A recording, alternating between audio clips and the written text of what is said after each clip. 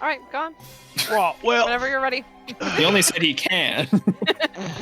right, well, things kind of got a little weird, and me and the boss kind of went over to this new like speakeasy place to go. Got some weird letter to go speak to the speakeasy. Apparently, it was the Candala Obscura wanted us back.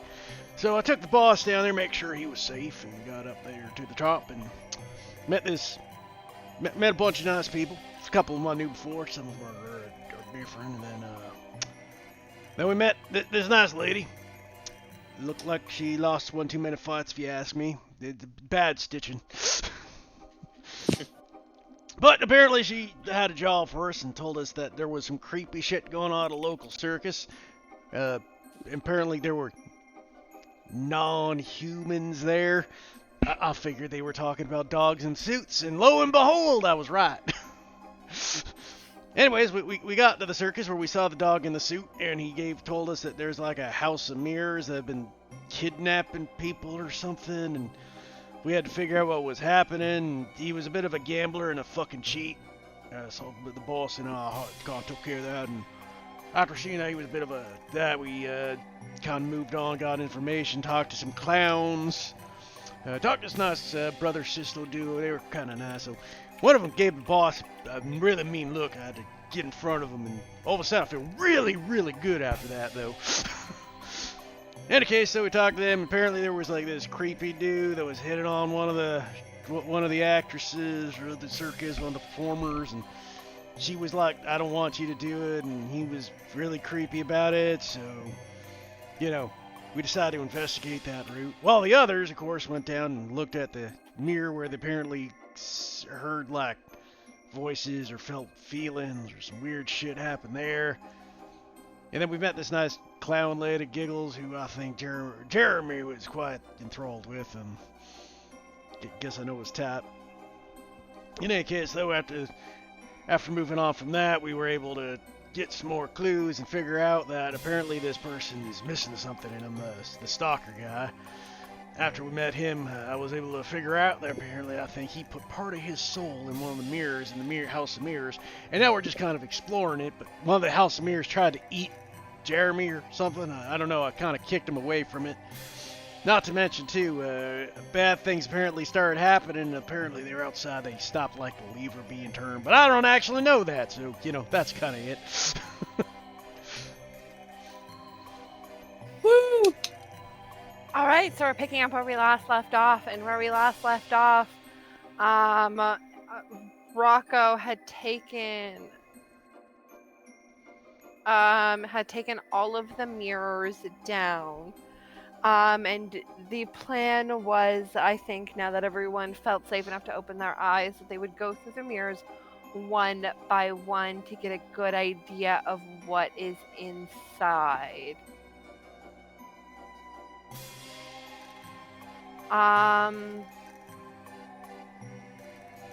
Let's start with the people inside, and don't let me forget, but we will also go to the people outside as things sort of progress.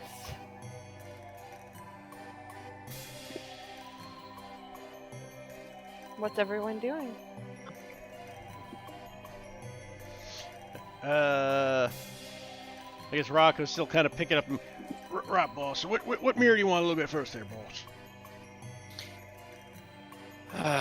It doesn't really matter to me. I think any of them will be fine. Let me take a look. I'm quite capable at taking a look at these mirrors. No, of course, Prof. Let me just picks one of the mirrors up and points it at the professor. Okay, so I imagine you went through this mirror sort of front to back or back to front. Just give me a good idea of how these I would assume Rocco I took down these mirrors. Yeah, I would assume I started from the front and went to the back, and now I guess because we're at the back, we'll start at the back and make our way back to the front. Okay, so you're picking up one of the mirrors from the back and you're pointing it towards Cyrus. Yes, the back mirror towards Cyrus. We'll say starting on the right for, in case you have these that well planned out.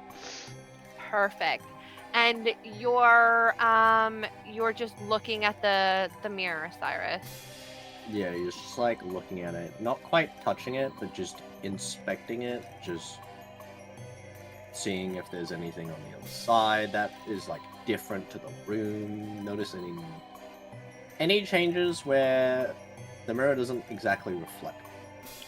What is So immediately you notice that you're looking at your reflection and you sort of got your hand on your chin and you're giving it a studious glance, analyzing, really focusing on it.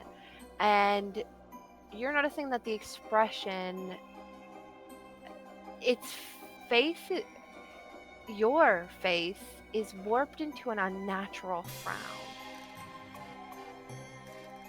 I don't Almost remember being this upset.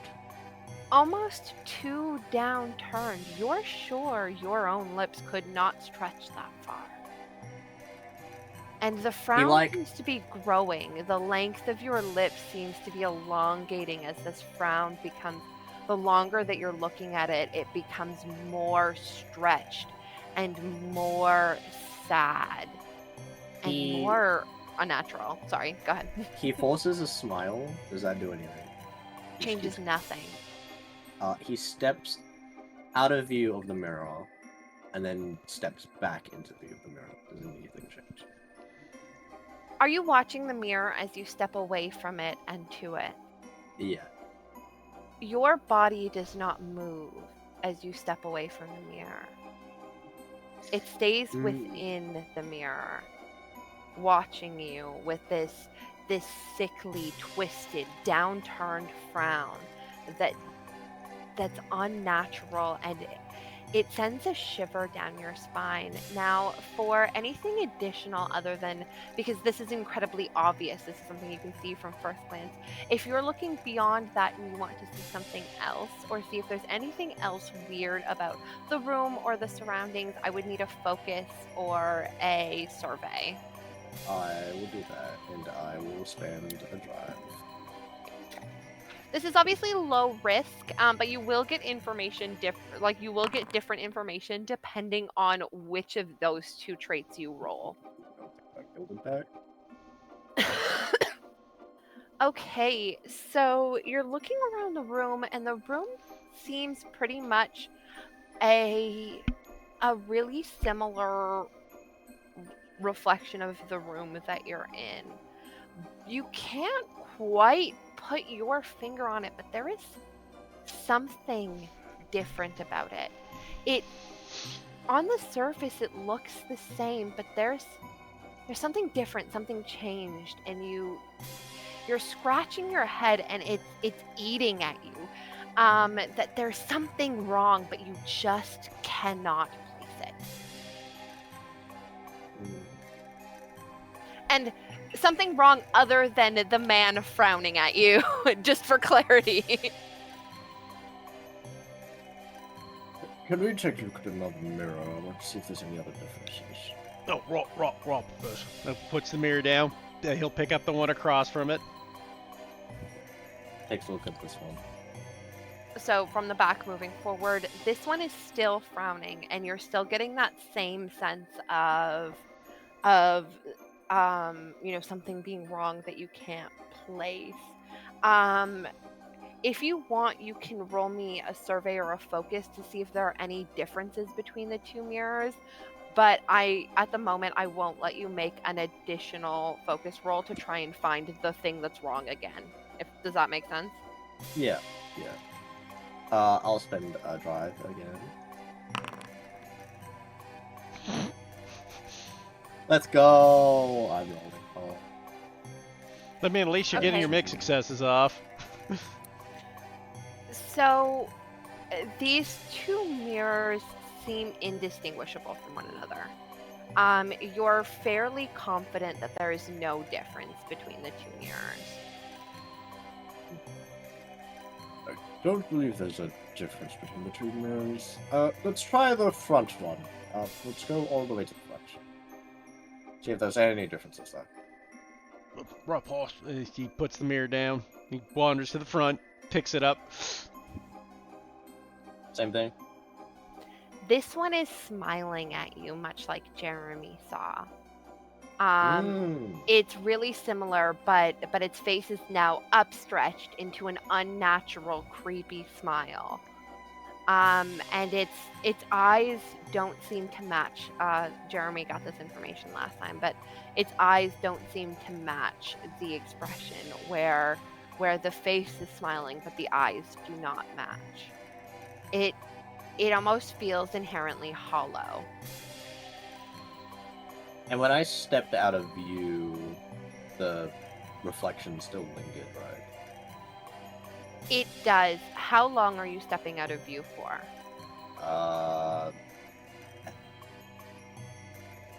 20 seconds? It lingers for about 5 to 6 seconds Oh, and okay. then steps out. If Well, you step okay. out and then step back in, you would notice it unchanged.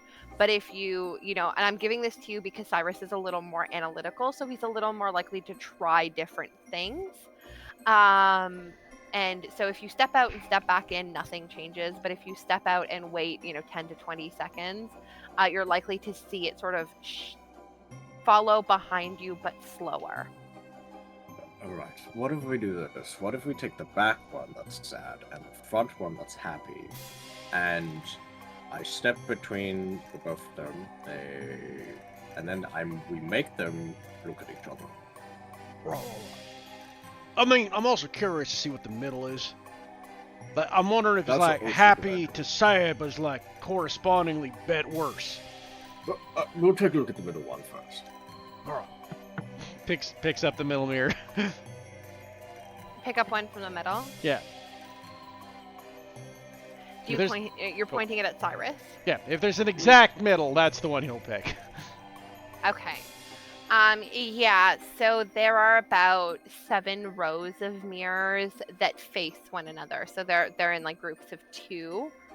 And then there are like 1 mirror in each of the side rooms. But they're like a little off to the side, and there are 2, 4, 6, 8 of them total. So if you're picking one towards the middle, Cyrus, when you look at it, you look at it, and for a moment the expression mirrors yours, and then you see its hands move, and it's sort of brushing at its outfit, it's organizing its tie, it's brushing any dirt that you have on you, and it's admiring itself. It is looking back at you with a look of pleased sort of pride that one regards their own reflection when they are proud of their appearance. This is completely different to the other two. I will now let you make a second focus to see if you can notice anything off about the room as you're sort of going through this and going through different mirrors. Nope. Okay. Unfortunately, you don't glean anything additional here. I get my drive back. Yeah, Rocco puts the mirror. But maybe I should take a peek, Prof. I mean, I'm pretty good at spotting things. Maybe a different set of eyes. Sure. Just, here, hold this, and just hands it to the. Okay. The mirror is a little heavy and a little awkward, but the strength of an average adult man or an average adult person can hold it up pretty easily. So I'm not gonna make you make a check for it, but just like it does kind of like throw you off a little bit. I mean, it is like the fucking like muscle-bound boxer handing it to an elderly old man and just using it as a prop and it up more than anything. So Rocco, you look at this mirror and the same thing. For a moment, it mirrors your own reflection or what you would expect yourself to look at, and then it sort of, you see it run its hands along its shoulders, or your hands along your shoulders, admiring its muscle, its physique. You're looking at yourself very proudly. Your reflection is sort of admiring the aspects of yourself, your body, and it's smiling, it's happy, it's pleased with itself. Part of me's just thinking, of course it's pleased with itself. It's got Rocco's body right now. Yeah, that's why I specified that it was like touching its muscles and like flexing a little bit, like it's. You know what? Rocco's Yeah. gonna try something. He's gonna imitate the mirror. Interesting.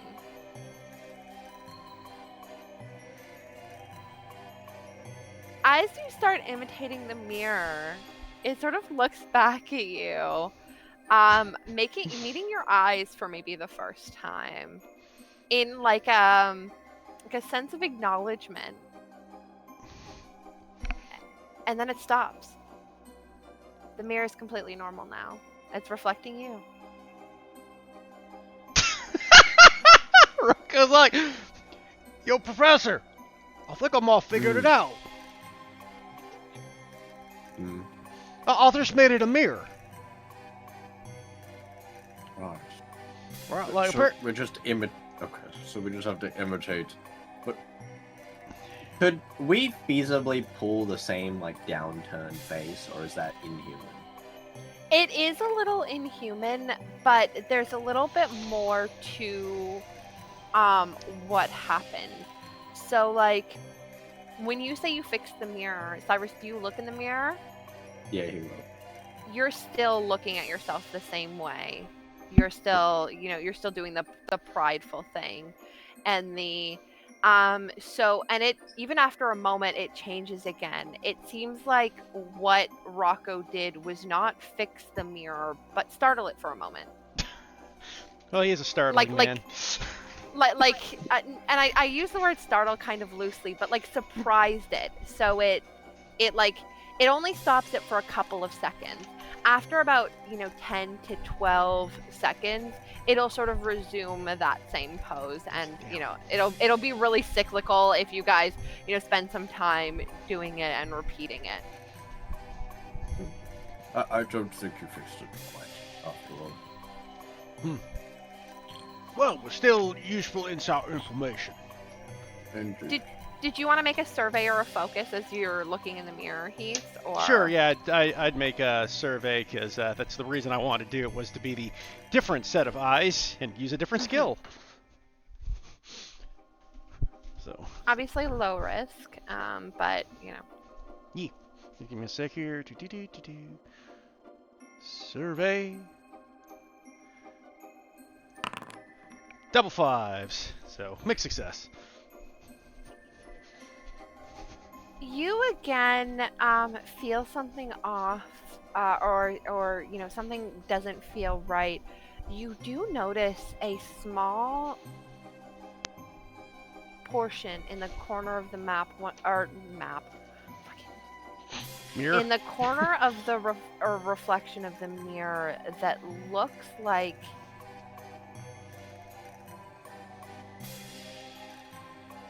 it looks wrong. You can identify a specific point on the mirror that it's not reflecting properly. Like part of the room.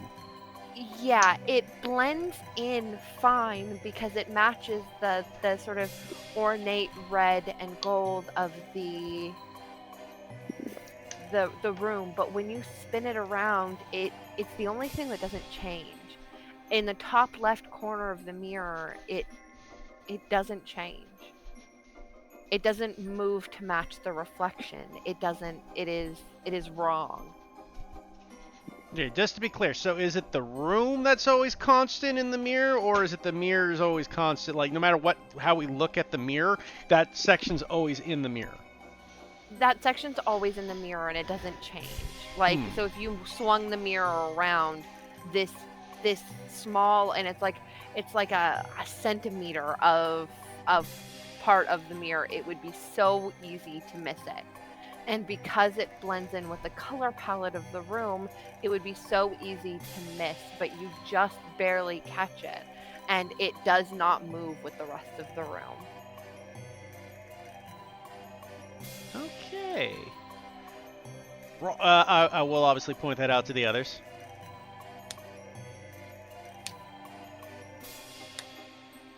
Right, so maybe here's the thing, right? Like, maybe that's like a clue of like what's happening. Is that like corner there?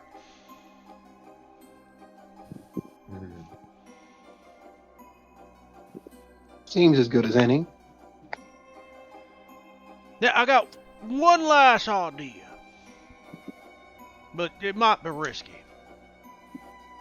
I was thinking about putting the mirrors face to face against each other and seeing what happened. To be fair, that's what that's how they were built originally. But Doc was going to put the two opposites together, though.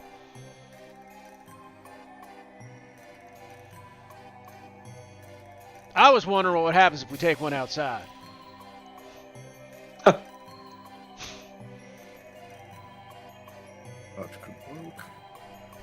Speaking of outside, I will take this moment to cut to Abigail and Swade, who are currently outside manning the lever. As you guys are sort of sitting there, and Abigail had effectively quelled what was in the lever, willing it to move. One of the twins that you had spoken with earlier, the woman, walks up to the two of you. What are you guys doing?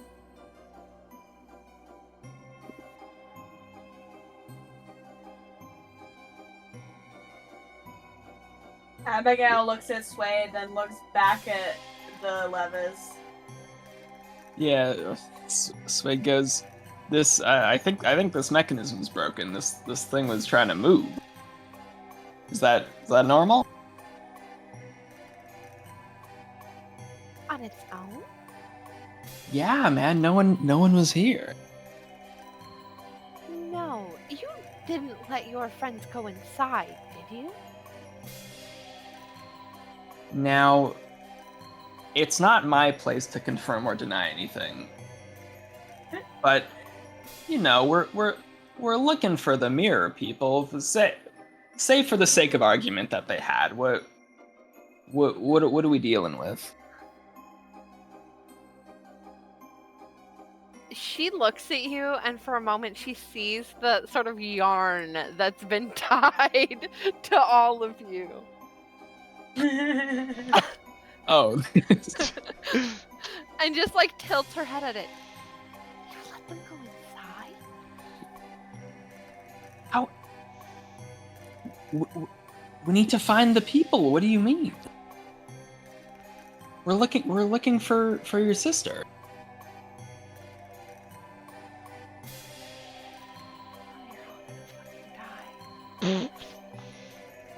I mean, it's not too late. We stopped the mechanism. Help us out. What do we need to do? If I knew that, I would have solved it myself, and you wouldn't be here. I don't know what to do. I just know that every single person who has gone into that place is gone. Do you know why it was moving? We managed to stop it. Thank God Abigail was here. Which You are notice a- terribly distracting, darling. Sorry, that's me laughing out of character. So, it was moving on its own. And there were voices inside it. At least what sounded like voices. A man's voice specifically, as I understand it.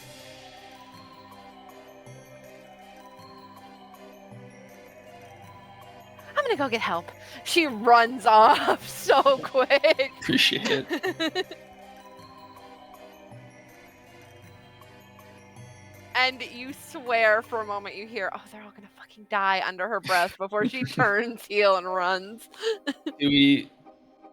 Do we get the sense that like the mechanism is okay to be left alone at this point, or do we still need to worry about it, or is it quelled semi-permanently? One of you roll me a focus or a sense. Sense I think would be more appropriate. I mean, I feel like because I feel like that's Abigail's fault. Okay, I got 0 sense to speak of. Low risk, I would assume. Yeah. Ooh. Ooh. It's not stable. I wouldn't leave it alone for an extended period of time, like a couple of days, but Do you remember that feeling you felt of it being asleep? Hmm. It feels almost like that, but different. Like trapped. You feel like almost for a moment a sense of anger washed over you, or like helplessness wash over you, and you feel it in the pit of your stomach, like an inability to do anything, and it is very much coming from whatever is at the center of this. Define Interesting. center of this. So I've explained to you that it's like an overarching, that this box itself is sort of encompasses the entire area. It's like Yeah. it's So like it's a more like the catalyst. center of The more entire like maze. yeah, yeah.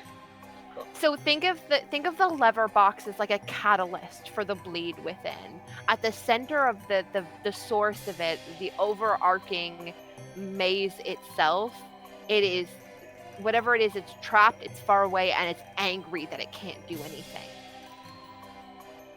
I locked it in a room and was like, haha, what you gonna do now, bitch? Yeah, basically, like this is like if you could, you almost hear it in your mind for a moment, like it clawing at the walls, banging, trying to get out, but unable to. And for a moment, you feel a twinge of worry that if that anger were to break out with your friends inside the maze, that something bad might happen. She's gonna just like stay trying to like hone in on any senses of that starting to break. Okay. And that's just gonna be what she's doing. She's just like making sure the levers don't move and making sure that that stays contained. Okay. I think Suede kind of wants to go follow Daphne, but I think he's worried enough about Abigail that he'll stick around. Okay. We'll see what happens with that. And I'm gonna cut back to everyone on the inside. So what's the game plan now with the mirrors, fellas? Well, we got two options. We're either going to take the two opposites and make them face each other, or taking a mirror outside and see what happens. What's the consensus for the four of us? Well, I don't see why they couldn't do both. Oh, which one first, I suppose, is the question. Make them face each other first, and then we can take them out after. Raw. It's Here, faster that Prof, way. hold this, and just hands him one of the mirrors again. Have you got that, Siren? Yep, I've got it. Raw. We'll just keep it there, Raw, and I will grab the other mirror from the other side and bring it over and make them face each other. So Smiley and Sad are now looking at each other. Should someone walk in between it so they have a reflection? Well, go ahead. Yeah, I suppose I kind of set myself up for that. And Jeremy will walk in between them. Someone roll Jeremy a high-risk move check. As the two face each other, on either side of them, Jeremy, you guys see as you're onlooking, both hands on either side reach out to try and grab him. One closer to his hand and one closer to his leg. Rocco's gonna see that I will Bernie drive Okay. to help to give him an extra fucking die for this. Thank you. And Rocco's going to do this to help with the move. Rocco's going to see that happening. And he's just going to kind of like fucking do like a bicycle sideways kick to his side to knock him out of the way. Okay, make your roll. Okay, here we go. Move. One extra die. Let's see if he lives.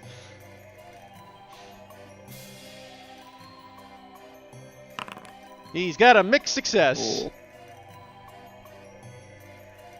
At least it succeeds. You take a body sort of as Jeremy's hand reaches out and grabs at you before you're able to push Jeremy out of the way, and sort of leaves this black, almost inky mark along your wrist. Well, I suppose that answered a few questions. And also, the second time they tried to grab you, Jeremy, do you think just the mirrors don't like you? That is the second time. Although I doubt we'd like to risk anybody else in between them. Right. Well, I suppose we should try taking one outside, see what happens. I mean, I suppose I could understand why they wouldn't like me. I'm the only person who's tried to peer into them and touch them, so. And without permission. Yes. Into the bleed behind them. Which one do you think we could take outside? I'm thinking the pride one. Or perhaps the depressed one. He could use a bit of sunshine. It's I have to agree nighttime. with the depressed It one. is nighttime. I think But the the moon one that reflects sunlight. didn't try murdering us would be best to start with. I have a feeling they're As also going to they- attempt to at some point. As they do that, Cyrus is going to make a concoction. And he's going to make a sleep-inducing concoction. Okay. Okay. That is fine. We're following our great ball of twine. Rocco will grab the show-off mirror and try to walk outside with it. Okay. As you walk outside with it, you feel something wash over you, like a sense of relief. And you look into the mirror, and the mirror becomes normal.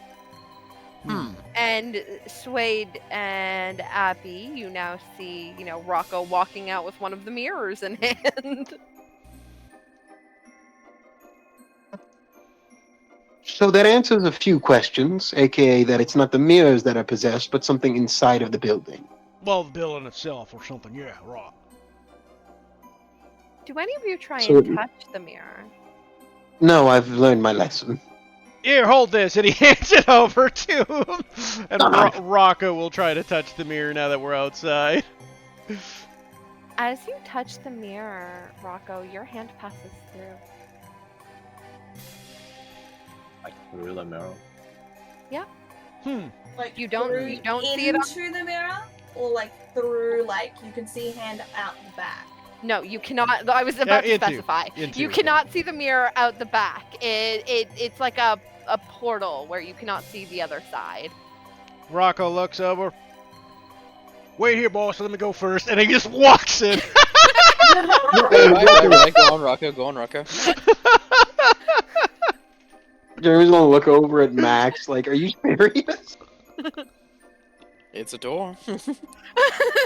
He insists on going first. Who am I to stop a guard from doing his guardly duties? Perhaps not let him go in there without, and he's gone. I still have the twine He's wrapped already around gone. me.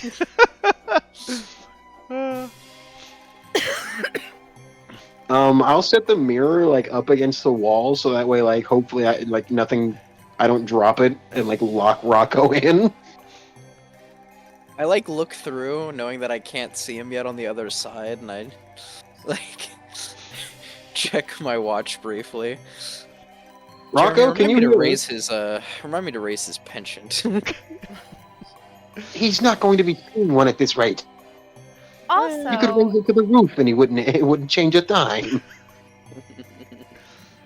something important to note. Quentin. About 2 to 3 minutes ago, the almost constant wailing you've heard becomes angry screams and banging.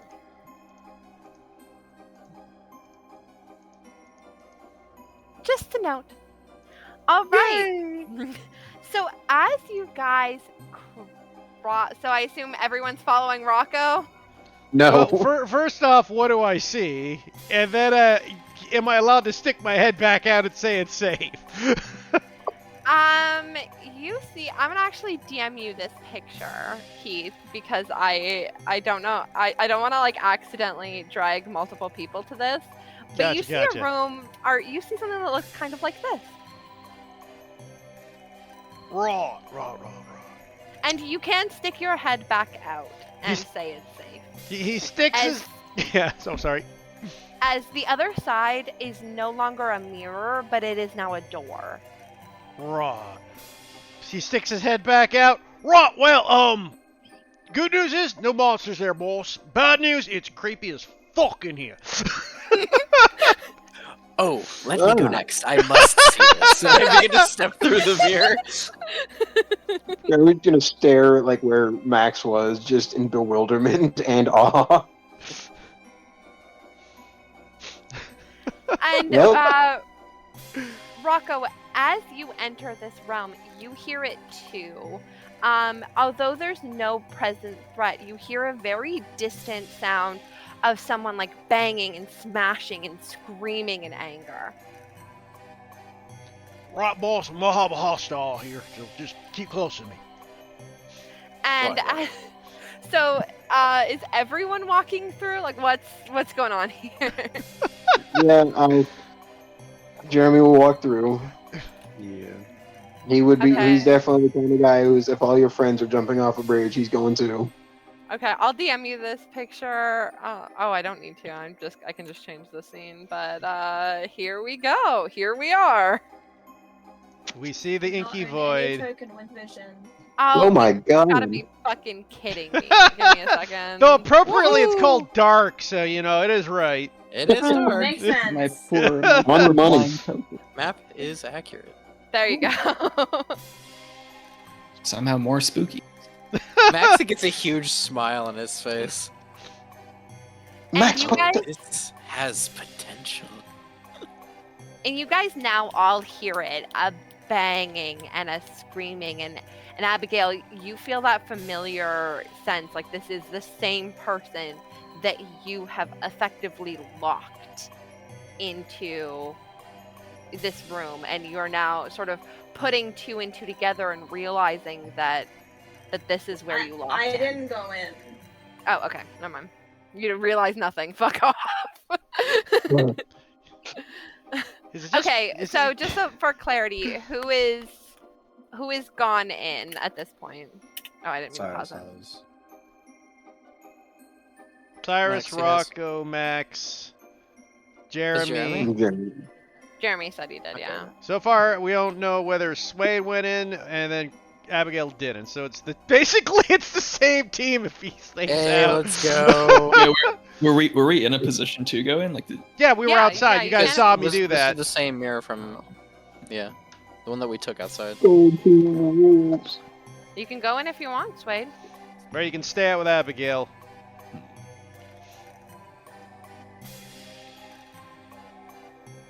yeah, fuck it, we'll go in. Yay! It'll hop in there. Why not? Okay, He so knows Abigail's got it covered. What- let me. What let could me do possibly this go one. wrong? Let me start this. This way. So as the last person steps through, so as Swade steps through, give me 1 second. As Swade steps through, you see Daphne return with the familiar, fantastic Felix, and Daphne says, "Where did your friend go?" She just points into the mirror, which I assume the yawn is going into. Yeah, it would be because we're still all tied together. Do you want to You go want to with- join them? I'm sure they're going on a fantastic adventure. Do you want to join them, and I can make sure that this doesn't move? Well, he can make sure it doesn't move, but we can stand watch here. You know, I don't really trust you, so no. Nice. Abby's never been a liar. She puts her hands on her head. What can I do to make you trust me? You could go in, and I could stay here. Let's go. Yeah, that's it. Oh, all right. Oh? She goes in. Oh, Let's go, Daphne. let's go. Sweet Oh. turns around like, what the fuck? What are you doing here? Get lost? No, Question your mark? friend didn't trust me, and she said she would trust me if I came through. So here I am. Did- What the fuck is this? Did you Isn't bring her well, help? marvelous? I think, boss. Now here's my theory, boss. I think we're in some Right. sort of mirror dimension. Yeah. Rocco? Yeah. This is exactly why I pay you the big bucks. Let's keep going. Right? Where we're like in the opposite end of other things, right, boss? And Right. right, and I think like that his spirit is the thing banging in here, boss. Right? So my guess is if we beat the fuck out of it, maybe he'll calm down. You're saying if we punch him Perhaps hard we enough. look out of the mirror. Daphne puts her hand up for a moment, and her ears twitch just a little bit. There are humans in here. Right, we You- all humans. Yeah. No, other than you fucking. Also, out of curiosity, what constitutes the big bucks? I'll make 6 figures. Okay, just wanted to make sure it was at least acceptable. At least. Daphne walks past you and starts walking down the hallway, turning right at the end of it, finding almost another identical hallway as she's like looking for something. Right, She doesn't have any own. Should we follow her? Miss Daphne, right, that's my job. I usually go Don't first. shout! Oh, sorry, but I mean, just it's better let me go first. I mean, it is my job, right? There are people He is in really here. good at going first. Right. People other than you. Oh, I mean, aren't we looking for people? Isn't that a good thing?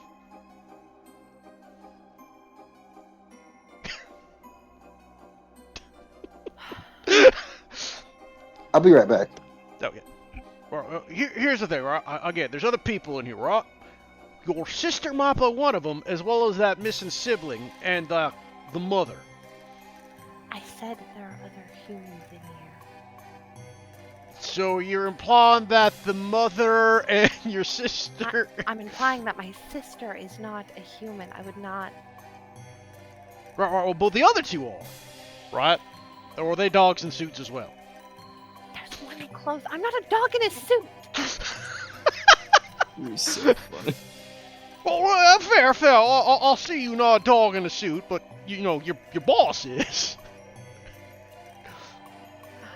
I don't know how you were able to see through his disguise, but she just pinches the bridge of her nose. Rod, it's really cute. Don't get me wrong, he's adorable, but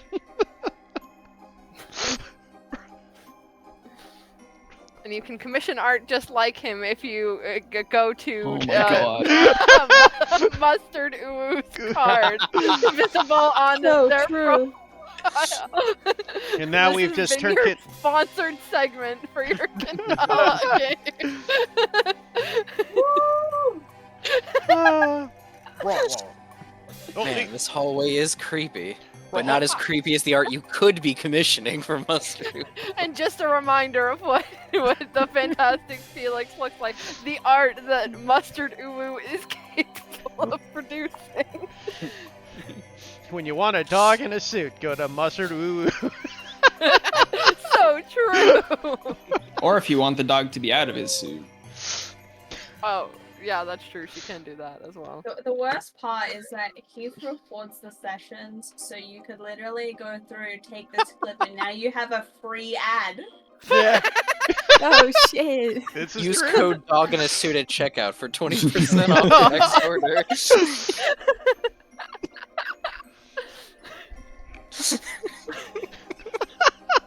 God. You're sick, Carly. That was a good bit. Right, in any case, right, so I think if we move forward then, I'll keep in here just to make sure, right, to be safe. It is my job to make sure everybody here is safe. Yes, well, could you keep up? Daphne, from the end of the hall, sort of like beckons you over. There's somebody. Right, oh, God, like, he kind of like dashes over. Like, is she in front of a door? So at the end of the hallway, it sort of splits off into two hallways that look near identical. You realize how easy it would be to get lost in this place. Thank God we got a because string. because at the end of every hallway, it sort of splits off into more hallways that look near identical. There are almost no distinguishing characteristics between one hallway and the next.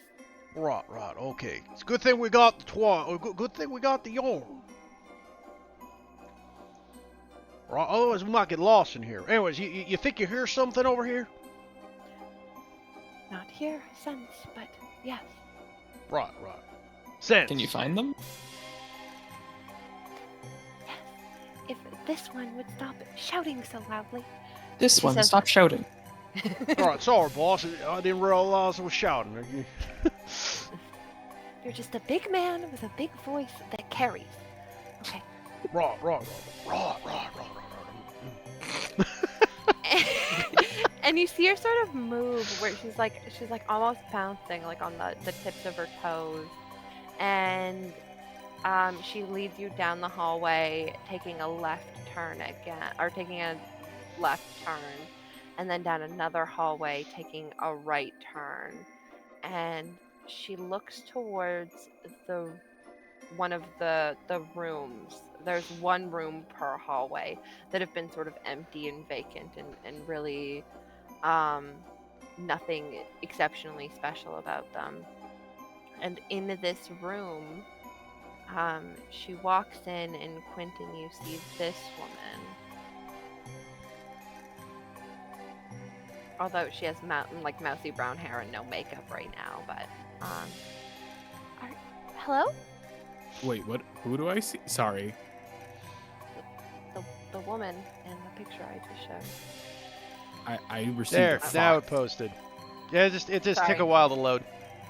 Ah, I see. But she's not Okay. wearing her wig or her makeup, so she's just sort of she's got the same color hair as her brother, like the mousy brown kind of hair, like mid shoulder length. Mm-hmm. Are you okay?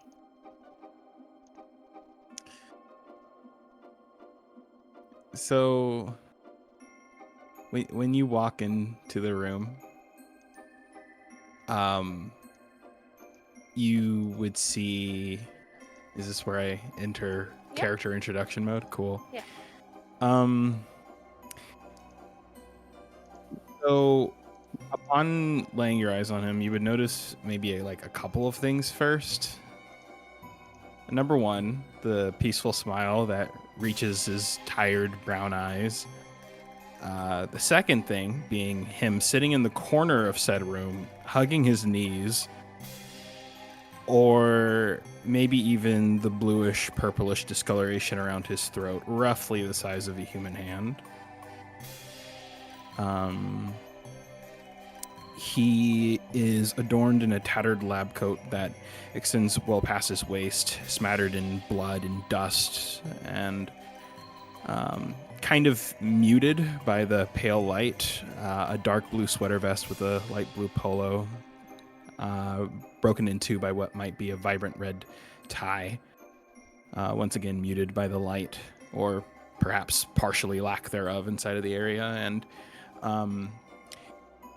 at first, he looks up at you, but not completely, almost a little bit through you, before he eventually cracks the question, his smile not faltering, but almost twitching a bit. You are real? Well, I am. I don't know about her. She touches herself, and yeah, mostly. Possibly a dog. I'm not a dog. I like how you're kidding on that, Zach. So good. Both adventurers are just the dummies. Are the rest of you just standing inside of the doorway that she had entered, or Yeah, well, Rocket was right next to her the whole time. So. Yeah, he had to go first. Yeah. Swade's like kind of in the back because he entered last or second last, but you know, I'm sure you can Okay. see him.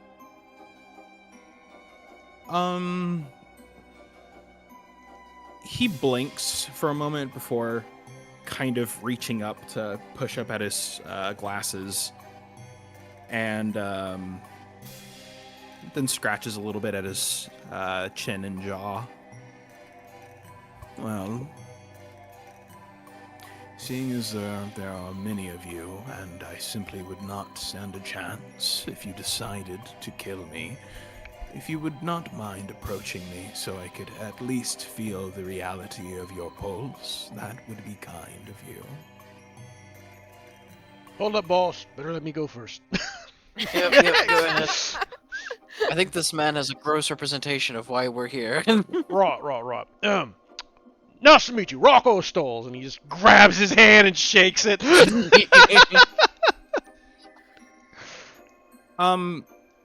For a moment, very real fear flashes in his eyes, and it looks as though he might retaliate if it weren't for the fact that you simply manhandle him. So he doesn't really have much of a choice in the matter other than to accept being, you know, I imagine, like, again, mind you, he was still kind of sitting, so after that, it kind of like half forces him to be sort of like, I guess, planking against the wall. Before, within that contact, he readjusts his glasses once again and kind of pushes himself off of the wall and dusts himself to no real avail. Dust seems to be prevalent in this area. And he says, well, I apologize. It has been quite a while since I have seen another living, breathing, human being. Right, so you've been in this place for a while then? For a couple of days, but... And correct me if I'm wrong, Carly, but I don't think this place has days and nights. Not that you've noticed, no. Not that I've noticed. You've also noticed, like, a couple of things, like you haven't gotten exceptionally hungry here. Like, things haven't changed. Your facial hair hasn't grown in, if you have any. Like, things like that. Like almost as if you're, for the time you've been in here, it's been almost like a stasis. Excellent. Which, here, I've got a little something. This is where one of the players goes, you've been in here for 400 years. Everyone you know and love is dead. Oh, so he would have a point to refute that. And he simply, when asked, he kind of turns around and takes his hand and starts wiping down with his hand the walls of the place. And as some of the dust and grime kind of settles a little bit, you can very well make out the fact that there seems to be tally marks adorning a good portion of the wall. And after looking at it for a moment, he almost proudly, if it weren't for, again, the very kind of tired look in his eyes, states, about 76 hours. Right. Why would we want to kill you? Do many people want to kill you? Oh, perhaps you do not. But there are things here that are less than friendly, to say the least. And he smiles at you. Right. The non-human things, right? Also, let me stop hasting. I have character art. Oh, okay. I was trying to slide to Carly like, hey, let me edit the sheet. But no, she was busy being an amazing celebrity DM. So true. so true. And he kind of huffs a breath. Yes, the non-human creatures here.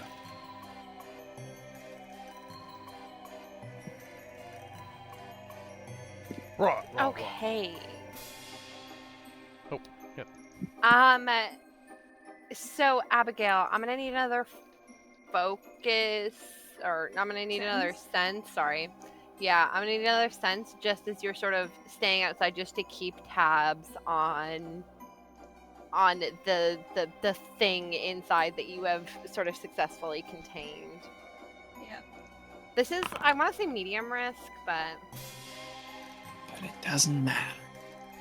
I take the full success. yeah, I imagine you would take that over the failure.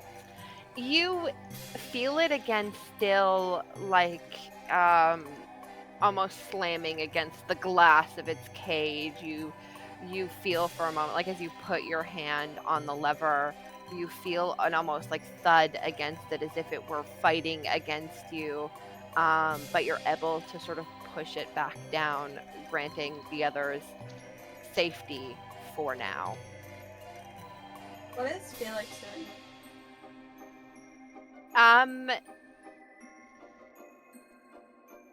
Smiling and like looking around the building for something. She's gonna make sure, if she can, that he's always in view. Yeah, that'd be easy enough. You can roll me like a read if you want to get a glimpse of his intentions. Yeah. Yeah, go on. Low risk. He just seems to be trying to figure out, like, he's masquerading like he's looking for something, but he isn't. He seems to be trying to figure it out, but doesn't want you to know that he doesn't already know how it works. Like, So he's just trying to look busy. yeah, like he's looking for something really important, but he's trying to, like, you see brief moments where he's like closing his eyes and trying to attune to it the same way you are, and trying to is maybe in a bit a little too prideful to like ask you anything. So he's just like trying to figure it out in his own way or garner additional information.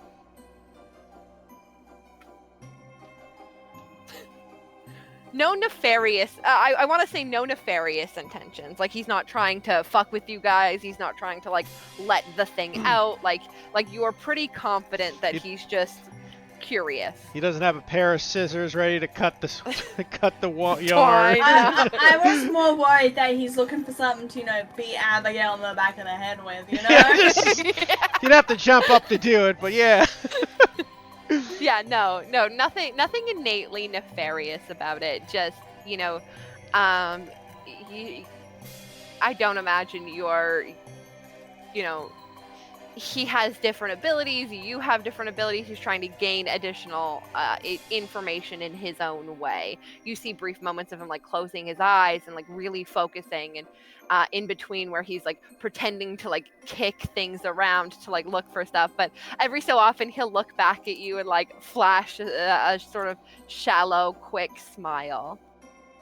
Just smile back. She's like, got that look of like, I want to help this person, but also I can't waste my concentration on that right now.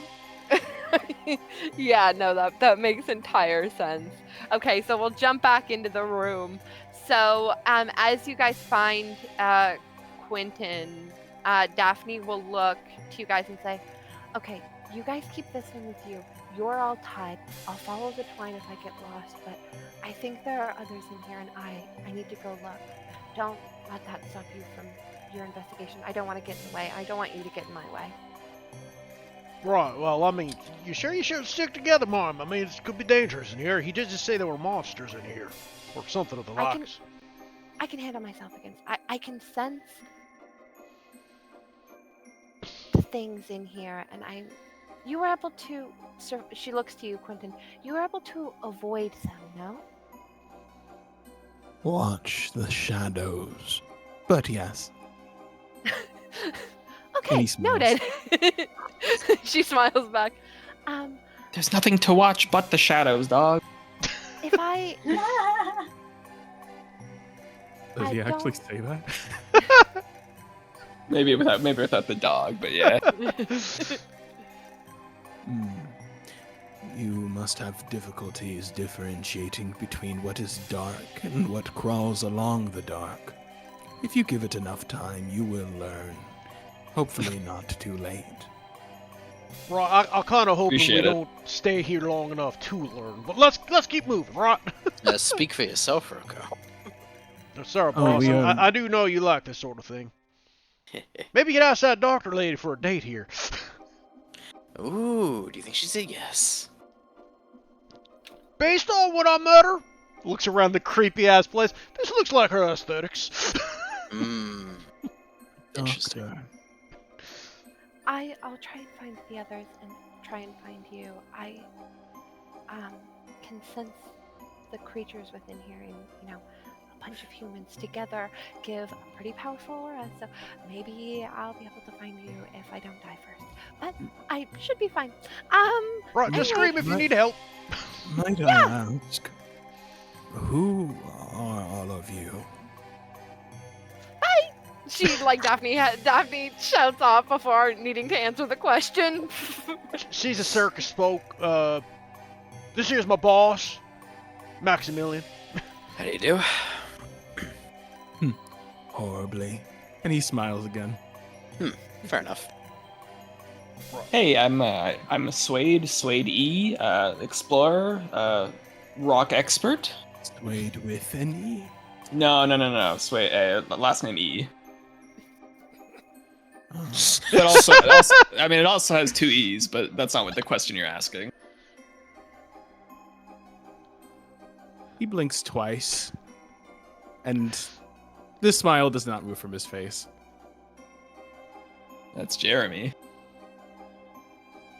He's a little preoccupied. Oh, right. Alright, Professor. Perhaps. Sorry, go ahead. He's a professor and he just kind of shoves fucking Cyrus forward to introduce himself. My name is Cyrus Dr. Beaumont. Pleasure to meet you. Pleasure to meet you as well. Well, seeing as though I am rather sure that none of you harbor any malice towards myself, my name is Quentin, though if one prefers it, Quinn is also something that I answer to. Might I check over your injuries just to make sure that you're doing all right? Oh, worry not. Anything that that is on my person is... Blah.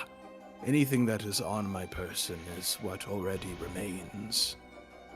Right. Well, we got a mother, a son, and a sister to find. So, right, let's get looking. Have you seen any of them, by the way? Or by the by? In such a place, while the desire to seek out connection may be natural to our species, unfortunately, such an instinct is very well something that could end with you being taken by the aforementioned shadows. So, perhaps I have heard their screams, though perhaps that was also just the eminence of the realm or place that I am inside of. And as he points it out, you guys hear again, or not again, but still the like angered screaming and the bangs on of like you hear breaking glass and you hear things being thrown. It does still sound like it's in the distance, but But it Perhaps we sounds should. closer than it did when you were at the entrance. You almost sound like you were walking towards it. At that point, Quentin returns to the corner in the room and sits back down and hugs his knees. Perhaps we should investigate that banging sound. Right. But Jeremy, why don't you go back outside, follow the twine, and let everybody know we're all safe in here for the time being. Jeremy does so and hangs out with Abigail for the rest of the session. He goes to find the clown girl, and we never see him again. Uh, Sorry, I figured I'd give you an easy way to write him out. thank you. So I just quickly like whisper to the party, is this one of the people we're looking for, or are there more people here than we thought? Well, obviously more people than we thought. Yeah, you sort of realize that he doesn't match the description of any of the people that you were told were missing. Well, yeah, look, he's not a mother, right? Like, I don't mean to presume. He doesn't look teenage to me. Right, like the beard and, and, I mean, we do know that the other one's a circus folk, and he would have recognized he's not the sister, obviously, right? So, I mean, Right. Process of We could- elimination, he's a new person. Perhaps he wasn't supposed to be here before, but he is now for some reason. I mean, he's been here for 3 days, right? I will quickly clear up any extra speculation. I entered this place of my own accord. Did you Mirror come- or- Did you enter through the circus? Yes. Were you taken through the mirror? Was that what happened? You grabbed? Yes. Well, not necessarily. I was following after a trail, an investigation of my own. Are you between the ages of 13 and 19? I am above. Again, I don't think it's the brother, right? He's also been here longer than the brother was here. You can never be too sure. Oh, right. I forgot to mention. I have no existing family at the moment. Right. Did you see anyone come through here? What I thought I had seen when the mirror had Sorry. taken me in was that of a patient of mine. Oh, I you a had doctor? known- Occasionally. Silly question. Well, so you saw a patient, you said? Yes. The only thing that was a bit confusing was that, well, and not to mess with like the lore of your mirrors, Carly, or anything like that. I'm just writing what I imagine had kind of led to him getting sucked in the first place. Sure. It was someone who looked a lot like a patient that had already passed. I had already been interested in this area because of disappearances that I have heard from other doctors, patients, and the like. So I had thought that perhaps something more unnatural was occurring here. My only, mistake is not understanding the depth of this supernatural place or situation. You all don't seem so affected. Why is that? Well, we did just get here. Am I to take it that you haven't that you couldn't find your patient? Oh, no. Though I did happen across a couple that perhaps could have used a doctor, but the shadows have them now. Right. We better move fast if we're going to find them people. Sorry for to cut you off, Doc, but we better get moving. I mean, if these shadows are snatching people up, we got to find them. Well, not to barter for my own life, necessarily, but if you do happen to take me with you, I can prevent the shadows from taking you with them. Sounds valuable to me. Right, I mean, good enough talk. I mean, it's all good if you want to head back. Your choice, obviously, but I think we I should just wanna- definitely move. I do want to clarify that we wouldn't kill you otherwise, but come along. In my line of work, I have seen many an individual die and grieve. I want to learn more about the types of injuries and ailments and situations that I myself, as a healer, cannot heal. So, if you all are, well, willing, I would like to come along as opposed to saving my own skin, as they say. Yeah, and you should talk to Octavia sometime. She's got all sorts of ailments, injuries, and whatnot. He tilts his head. We love Octavia in this house. We Okay, cutting back real quick to Abigail, give me another sense. Nothing is changing, but I'm just, we're just gonna we're just rolling the dice, because if basically the way it's going to work now is you actively holding this thing, confining it to a room, is giving them more freedom within this realm. Should that break, their freedom will constrict a little. So we're gonna periodically have you make rolls to see if anything changes for them within the realm. Make sense? Yeah. Okay, run it. I'll take the full. Perfect. And you same thing. You feel it angrier, but you feel now like that the rage is subsiding a little bit, and it's running out of steam. Last time it felt more angry. You felt it almost pounding against you felt it almost within your soul, and now you feel like it's in some way tired itself out. So you've bought them a little bit more time with this check. Okay.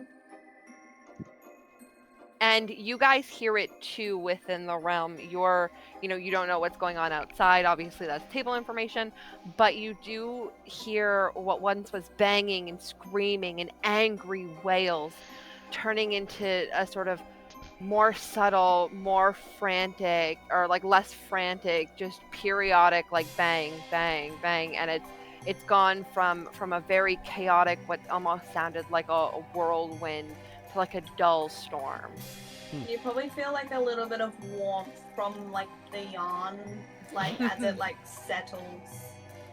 Yeah, you for sure do. And I think part of you, the Cyrus, you've seen it a fair bit, having worked with Abby for a long time. You're pretty smart. You get the feeling that Abby has done something to sort of quell this and give you more freedom among this realm. I believe Abby is assisting us tremendously to squander this freedom that we have here. We should keep searching. Find this figure or whatever is inside the screen.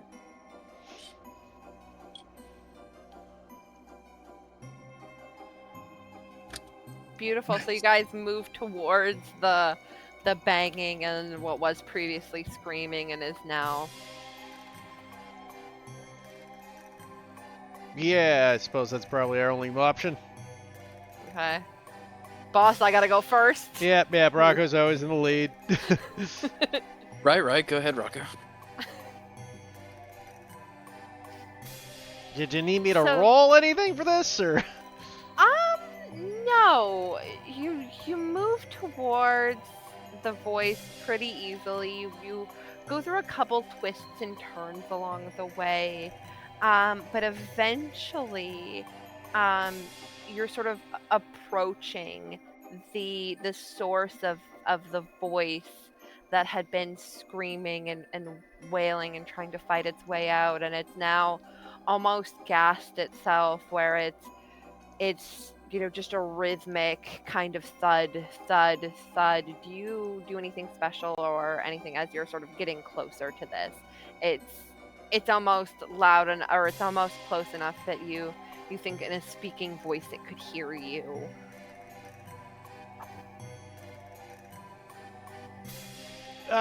So what does it look like we're approaching exactly? You're approaching one of the rooms, like the one that you found Quentin in, but you hear a banging as if something is trapped within. Great. Rocco goes up to the door to look, points to everybody to kind of back up, and then he just goes up to the door and goes, "Hello? Anybody in there?"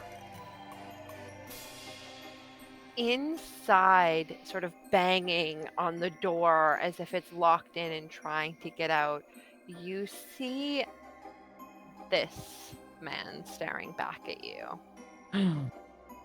Right. I think we might have found the missing piece of his soul, sir. Oh, Mr. I believe it was Stalls. Yes, Doc. I would not neglect to remind you that one's own volume is very important to prevent the shadows from triangulating on us, so to speak. Right, fine, but I'm just saying that's like a piece of what we're here for. Oh, yes, I was mostly commenting on the raucous knocking prior. That was him. Hmm? He was knocking, Doc. I just said who was in there. And Oh. as this creature sees you, and Abigail, you feel it on the other end too, almost as if a fire has been lit under it. It starts banging again, trying to get out. This time more venom. It's hissing and very malicious intent. Abby, very high risk. Give me sense. give me something. Let's go. Let's go. She's so sick. Abby, okay, I'm just gonna point it out right now. Crystal's just the anti-storm right now. You do, however, with this success, you do, however, sense now that whatever barrier you have, imposed upon this creature, it is now beginning to crack. As it sort of is fueled by the sight of your friends. Right, so, that thing's bad, right? I'm not... Maybe we oughta, go. Charlie, is that you? I don't know, Carly, does that look like anything I've seen in the past that would raise some very fun Doesn't look red like flags? anything you recognize, but it looks like one of the cast members that everyone else recognizes. Oh, okay. Quentin will pleasantly wave in its direction. Right, Doc, I don't know you don't know what's going on, but that's part of a soul of a stalker. Oh. And I think rest it's... my pleasant. Sorry. I think it might be trying to kill us. Oh. I And rest my politeness then. He puts his hand down. And as you sort of have that conversation, he lets out another pained, angry wail. And you guys, out of the corner of your eyes, you see shadows wisp and move and start to form into humanoid shapes along either end of the hall. Fantastic. And I will give you I have a visual. Hang on. And they look kind of like this. Is either end like in front and behind us, or just like to the sides of the door? So God, shadow people. you're down a narrow you're down essentially what looks like this hallway, and you're standing at an opening, like a door, and on either side of the hallway there are these shadows. There's 2 on one side, 3 on the other. Okay. And so this would effectively move us into a, pseudo combat. So let's go with Discord order. We're going to call that sense roll where Abby has successfully kept Charlie in for another round, or mirror Charlie in for another round. So he will, basically spend his turn being held in by Abigail. So let's start at Maximilian. What are you doing as you sort of see these shadowy figures beginning to approach?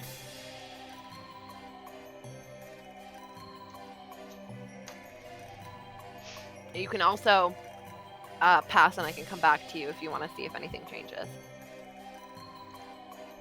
I think he's muted. Josh? Sorry. I'm looking up the equipment again because I keep forgetting. No worries. Let's see. We only have access to the standard stuff, right? Technically, we have one free slot that can be anything. Yeah, you have a blank item slot that can be anything. And, sorry, go ahead. I hate to do this right now, but I also remembered when we were doing Judah's sheet. Josh, you don't have abilities on your sheet. Oh, right. Okay, let's pause, make sure Josh has abilities. Yeah. Do you remember what you were like criminal? Slink criminal? Yeah, Or- he's slink criminal. Criminal. Josh. Mm-hmm. How you doing, cutie? Hello. Let's get you some abilities real quick. Sure. So Okay. If you go into the compendium packs and you press abilities, Josh. Here, I can send you what your ability options were if you want. Sure. And you can just add a couple.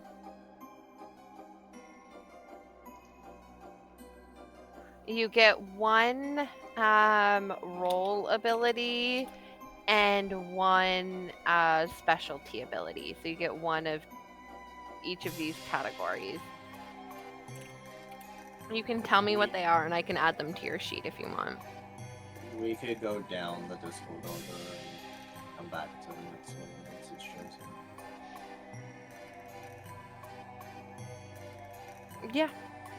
Yeah, for sure. Josh, are you good for me to go through everyone? Yeah. And then Yeah, you can... just look back to me. Yeah. If you have any questions, ask. Yeah, feel free. Okay, let me pull up Discord again. Cyrus, what are you doing? I'm going to throw. Fuck it, I'll throw sleep-inducing concoction at the shadow, even though it'll probably do nothing. Do you have to roll anything when you throw a concoction? Is it like a control? It's a control. It's usually control, yeah, because it's a finesse. It's a shoot. How does talking and things like that work during turn order, quote unquote turn order? Basically, when your thing comes, you're allowed to speak, or if you have something to interject with, you can speak. We generally do, right? we keep Yeah. it pretty flow. There's no real steadfast rule for it. Yeah. Okay. We just do it in Discord order because it's easier to get everyone's. Yeah, because action. everybody gets one turn, then we come around, right? Just because technically it's all happening at once. It's just so we're not talking over each other. Okay. You also have, oh wait, one more thing. Josh, you have another... You have another thing you can gild. So you have hide gilded. You can also have like control, read, sway, are things you have points in. You can have another one of those, or you can have like control gilded if you want. I think. Yeah, I'll go control. Sure. There you go. Okay. Uh, So Cyrus, roll me your control to throw this sleep-inducing concoction at the what creatures. risk? Everything's Fine. high now, it's baby. combat, dude. It's everything's I high. was just. Surely they'll fall asleep. Yeah. Yeah. I don't see it. Smiley face. Let's go. Well, Nap time, idiots. I hit The- him. Probably does the- nothing. the bright side is you get your gilded back. I didn't even spend Hey it. yo. Okay, well, So- the downside is that unfortunately this sleep concoction does not do anything. They just sort of shake it off and continue to approach. Well, that's what I expected. To try. Does anyone else have any bright ideas? Oh, speaking of bright, we should really find a light source now. Speaking of which, Quentin, you are up. Okay. My immediate two things, if I recall correctly, which I don't know if there's like a thing for that or whatever, but like, I know one thing, and that is the shadows really don't appreciate light that much. Throughout walking to here, which I think we didn't move very much, or at least in the time that I've been here, do I know any places off the bat that, you know, are brighter? There are that we can, like, windows. run to? There are windows that bring in like a sort of moonlight, where the shadows, you know, aren't really able to go. But on pretty much every hallway, there are like, you know, moats or places that are shadowed, sort of organically, in which they can walk and move about freely. Gotcha. So, kind of like we should, from what I'm understanding, like we should I kind of want to just tell everybody that, you know, the longer we stay inside of this hallway kind of area, the longer we're going to potentially fucking die. And thus, relocating into a room with one of these open windows might be the best play. The only room in sight you can see is the one that Mirror Charlie is in. You'd have to go to a different hallway because you are currently cornered in sort of the center of the... There's like one room per hallway, and my brain is working really well, thank you. And you have like the shadows on either side of the hallway at present moment. Okay.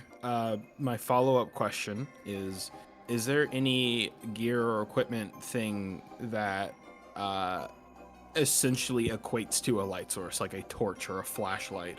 You have an empty item slot that you can use for a torch, and, you know, obviously something to light it if you'd like. Choose one of your gears on something like that. Chat, should I do that? I mean, it's up to you, No, dude. you're fine. You'll be, I- you've made it 3 days. You'll be fine. I don't trust I- you, Zach. I can do that on my next turn. I have a like I can use an invention thing without using my blank to do that. Okay. Unless think I've anyone got else something has a similar. flashlight. Yeah. I've got survival gear that I was gonna talk about. Survival gear could probably work as. I mean, Well, survival gear would include torches and shit, because you're an explorer Yeah. going down and, like, searching areas. I would even say that survival gear would include like a flint or like something that could ignite other things pretty Yeah, I was easily. only gonna go as far as I was gonna ask if a pack of matches was anachronistic, but I'll wait for my turn, I guess. I would say like a flint or like a would be pretty reasonable, or a pack of matches, whatever you prefer. Okay. Then I think. God. Okay, so we're trapped inside of this hallway that's generally pretty dark and doesn't like it. There's like basically no genuine light in here. Or did you say that there are kind of moats in places that? Yeah, that there are like small motes of light, and you know from your time being here that they generally avoid the light. You don't know if it's because you're not 100% sure if it's because they have to, because they can't enter the light, or if it's just the preferred state of being. But whatever these creatures are, they seem to avoid the motes of light and sort of stick to the darker areas. Can I like squint into the dark and I don't know. Sorry, I feel bad for asking all these questions. You're new. This is true. No excuses though. Kidding. What's it called? Is there a way for me to like squint and survey the area into some of these other hallways? I don't know if they're all like it's like a one big train of like hallways, or if there's like sprawling areas. I don't know how, say, abstract these spaces are. I've explained it a couple times, but I'll do it again. There's like hallways, and at the end of each hallway, there's another left and right hallway that is near identical to the hallway before it.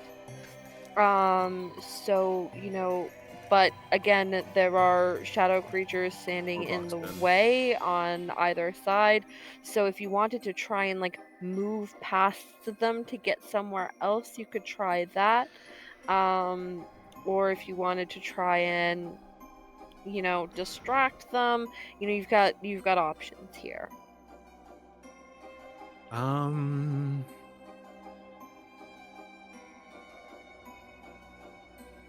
Quentin will go ahead and move into one of these motes of light and make himself as small as possible. But while he does so, towards those that he assumes are less combat inclined, he will share that information with, or really just everybody, since I guess we're all clustered together, and just says... Yeah, I think the shadows devour all that are significant and dark. Don't let yourself be one of them.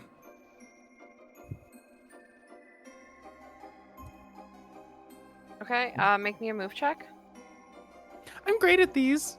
Not really. Yeah.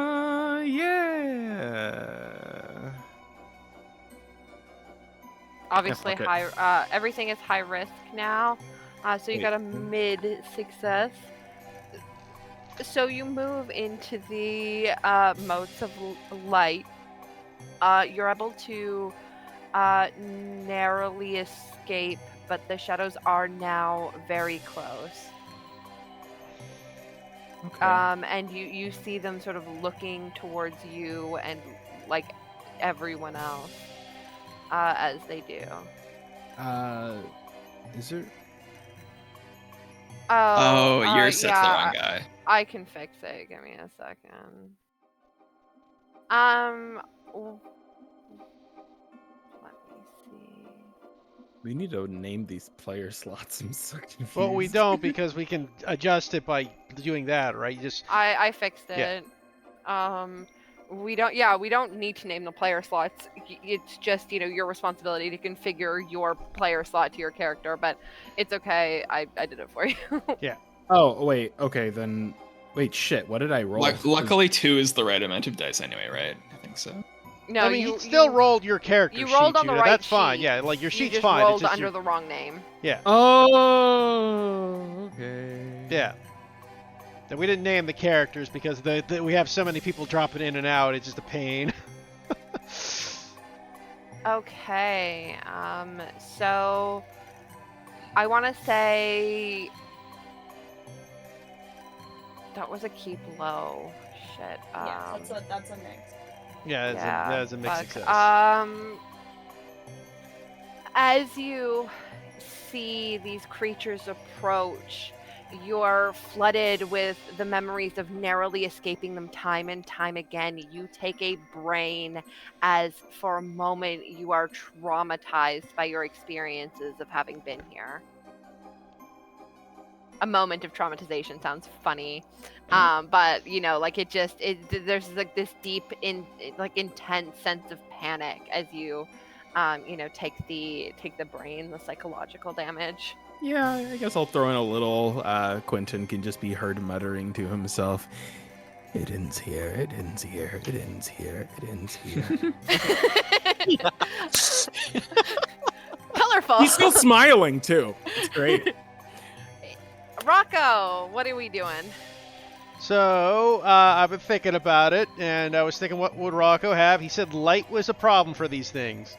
Well, He did. Rocco is a casino bouncer.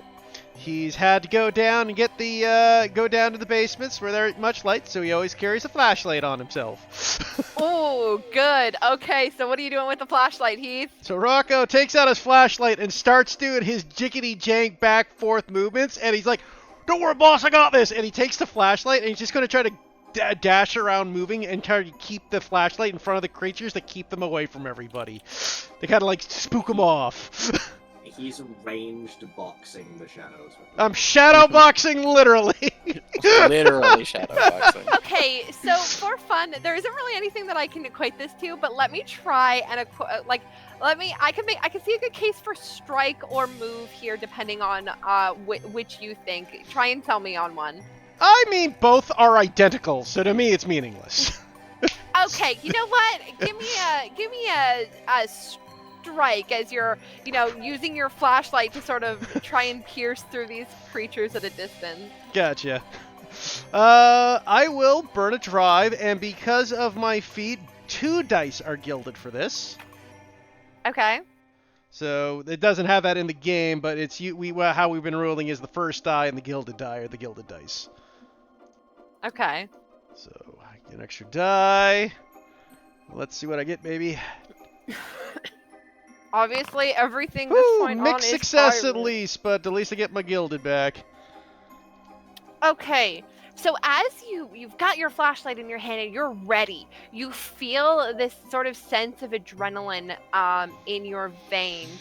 You try and strike the creature with your flashlight, and you see something sort of unique happen. When the light from your flashlight hits this creature, it sort of burns and scatters a part of it away. But that part, you like cut off basically its arm for a brief moment, but quickly it sort of reels back and makes this loud screech, and it pierces through your head and makes your head just throbs for a moment. Take a brain for me. Okily dokily.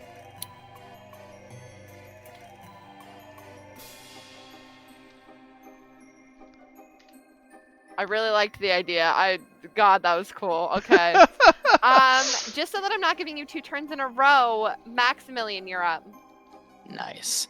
Okay, so I was looking through the items list and I found something interesting. Okay. So Lay it on me. So here's what's happening, right? So Maxie has had this little duffel bag the entire time that's kind of like just been like resting like a almost like a briefcase of sorts. It's been like just hanging off of like a shoulder strap on his shoulder. And So you're telling me he carries a purse? yeah, exactly. He carries a man purse. So I love that for him. How that for him. new age.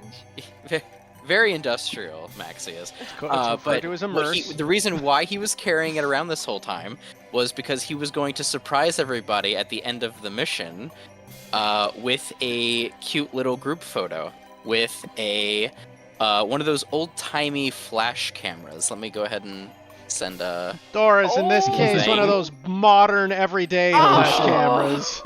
That's And the so he while the others are distracting the shadow spirits with their flashlights, he is quickly assembling this thing, and he remembered when he bought this thing that the lady that sold it to him mentioned that the light bulbs were currently going under a recall for being too bright, but that's the perfect thing for this situation. So he's going to screw in one of those brand new light bulbs. And could I persuade you in letting me use control shoot for this? As I'm Yeah. literally like shooting pictures of them. Yeah, okay. Yeah, So yeah, I'm going to like for shotgun sure. blast these things with like this bright ass camera that I've got. Okay, and this is gilded. I'm gonna use a drive for this as well. Go ahead and minus one of those off. Okay. Put in a E mixed, I think. Yeah, it's a mix. You got Yeah. 4. Okay. Crystal stole all our 6s. So Sorry. as you take this picture, you notice this bright. It flashes, and for a moment, all of you feel it in your eyes. It burns for a second, like looking directly at the sun, and these creatures, sort of reel and hiss, and you hear what sounds like a crackle of like a stick in a fire, as the creatures begin to reform. One of them um, clawing at you, its hand having reformed first, and in the moment where you're staggered from the bright, blinding light, it grabs a hold of your hand, leaving one of those sickly, inky black gashes into your arm. Take a body. Oh, I'm taking a body. Okay. Fair enough. Let me. Yeesh. Okay. That brings me up to. Okay. Cool. But I will say that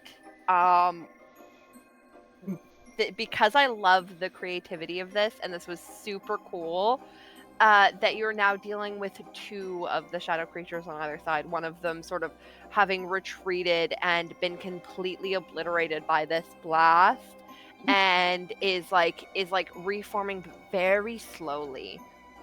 Okay. Nice. Okay, Suede E, what are you doing? Right. Okay. So he's gonna, reach into his little backpack. He's got all of his survival gear in there, and you're granting me a pack of matches. Is that right? Yeah, for sure. Okay. All right. So he pulls out a pack of matches. It can be like a pack of matches, or like the Minecraft flint and steel, where it just like creates a little fire. Like I'm gonna go with matches, but that image is really funny to me. So he opens it up and he pulls out just like a fistful, like like 20 or something, like probably most of the pack, and then sort of strikes them all to get like a large bundle going. And he's gonna hold on to a few, but basically what he's aiming to do is sort of scatter them around to hopefully hinder the shadows' movement. I guess it's not clear to me if they're like sort of slinking up the walls or if that'll actually be useful, but he's gonna go for it. they're if moving that's- very deliberately along the darkest parts of the hallway. So they are kind of slinking, maybe not along the walls, but they don't seem to be impeded by like normal human gravity. They're sort of like floating around, and they move very like ethereally and fluidly. Mhm. Okay, I think he's still gonna sort of go for the same thing, just to help that, maybe try and make him keep their distance. Okay, I would. For this is a bit unique. I want to say control or move, like as you're sort of tossing these matches. Okay. Unless anyone has some better ideas as he's tossing lit matches around.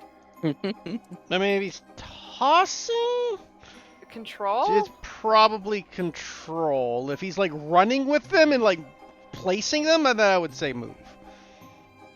Yeah. So those are your options. The move might be a little risky, but take your choice depending on what flavor of match placing or tossing you want to do. Okay, this is tough because he is better at moving, but that's not throwing them.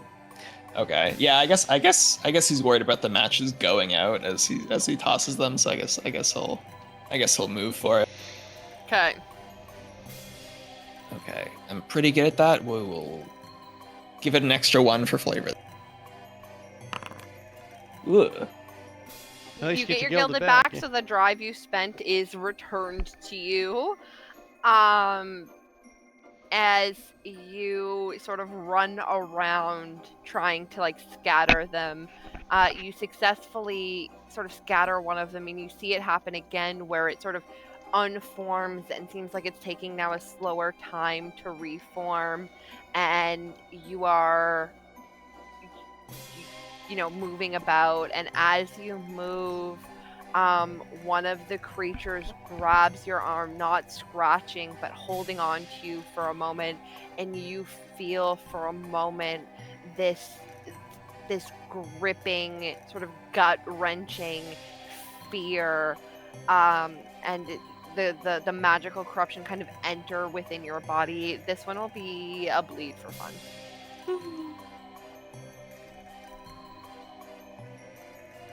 We're getting messed up, guys.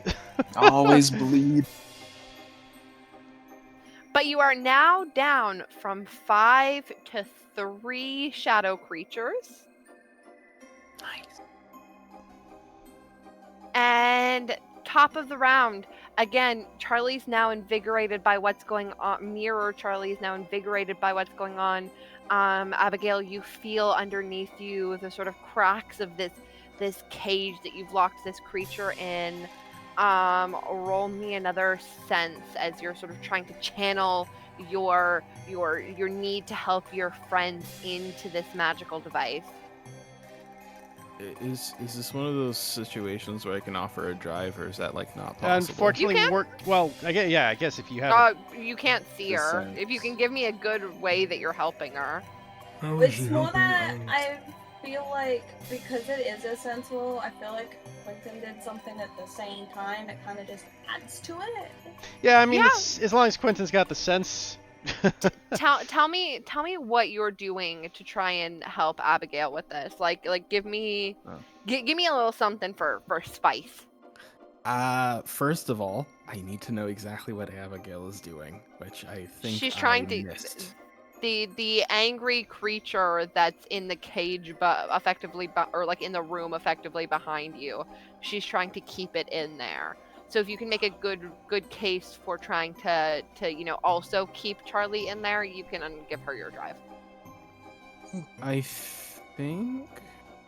Give me a moment to think on that. Actually, it's like taking the threads of magic and just trying to keep them contained within.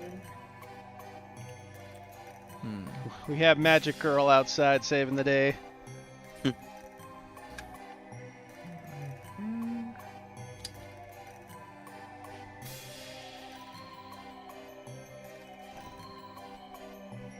Let's see.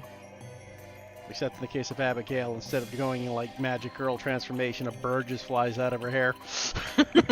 Yeah. I think.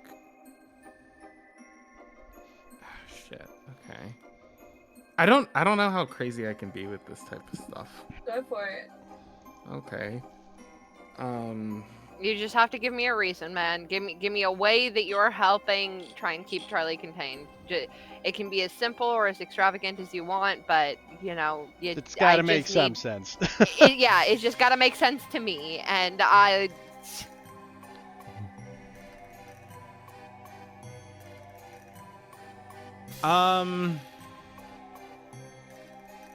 Okay. Gosh, I'm a little embarrassed. So basically, I think in Quentin's temporary panic, where he's essentially chanting to himself yeah, this is the time that he dies and whatnot. I think upon hearing more of Charlie's, I don't know, roars, his screams and whatnot, and seeing a greater effort in attempting to escape this little, I guess, prison that Abigail has gotten him into, his head snaps in the direction of, say, I don't know, a shard of a mirror,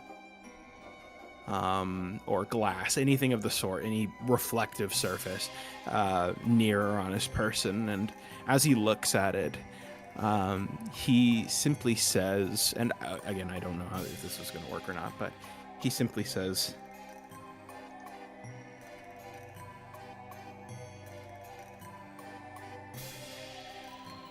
I'm on the edge of my seat here, Judah. I'm sorry, man. His dying. famous catchphrase. He simply says nothing. Wabba dubba dub dub. You're so right. He simply says, the shadows, they're thinning. Give them a reason to thin. Give them a reason. And he takes the mirror piece, and because he's sitting inside of the light, he will use that little bit to reflect in the direction, kind of a bit of a pinprick on the little cage or whatnot of the thing, hoping that maybe if the shadows are affected by the light, maybe Charlie is too. Who knows? I don't know. Okay, take your drive, Abigail, and roll your sons. So make sure to spend one of your drive. Yeah. Take a 6. Holy Thank you. That was the one you gave me. Oh, it would have been bad otherwise. It would have been bad. So you feel, Abigail, under sort of your hand, and like both under your hand as you're holding onto this lever, stopping it from moving, and also within the core of your body and your spirit as you're channeling your fucking weirdness into this, you beautiful woman. You feel the anger for a moment, and you grip tightly, and you feel as though there's something within helping you, holding this thing together. You now feel like where you'd been sort of a woman alone holding a dam from collapsing and taking over an entire city. You now feel like you have help, a moment of respite, as although the cracks are still forming, you are able to just narrowly hold this creature in for a little while longer. Top of the round, Maxie, what you got for me? Okay, so while this was happening, Maxie had another roll of film in his teeth as he's ejecting the one, and now he's putting in the other, and now he's winding the crank on the old camera again. He's going, yeah, just hold him back just a little bit longer. And he's going to take it, and after loading the new set of film, he's going to raise the camera back up, look through the little lens, aim as best as he can, and just try to take another shot. Roll me a control as you're sort of trying to aim where this light is reflecting. You're trying to aim within the shadows, ensuring that the weird circular light bulb, not all light bulbs are circular, Carly, that's not weird. Sort of this light bulb is trying to focus. All right, I'm gonna put another drive into this. Yeah, mixed success. Okay. I'll take a mixed. As opposed to a failure? Good idea. No, I'm gonna take the failure. Nothing bad will happen. Oh, you're fine. No, it's fine.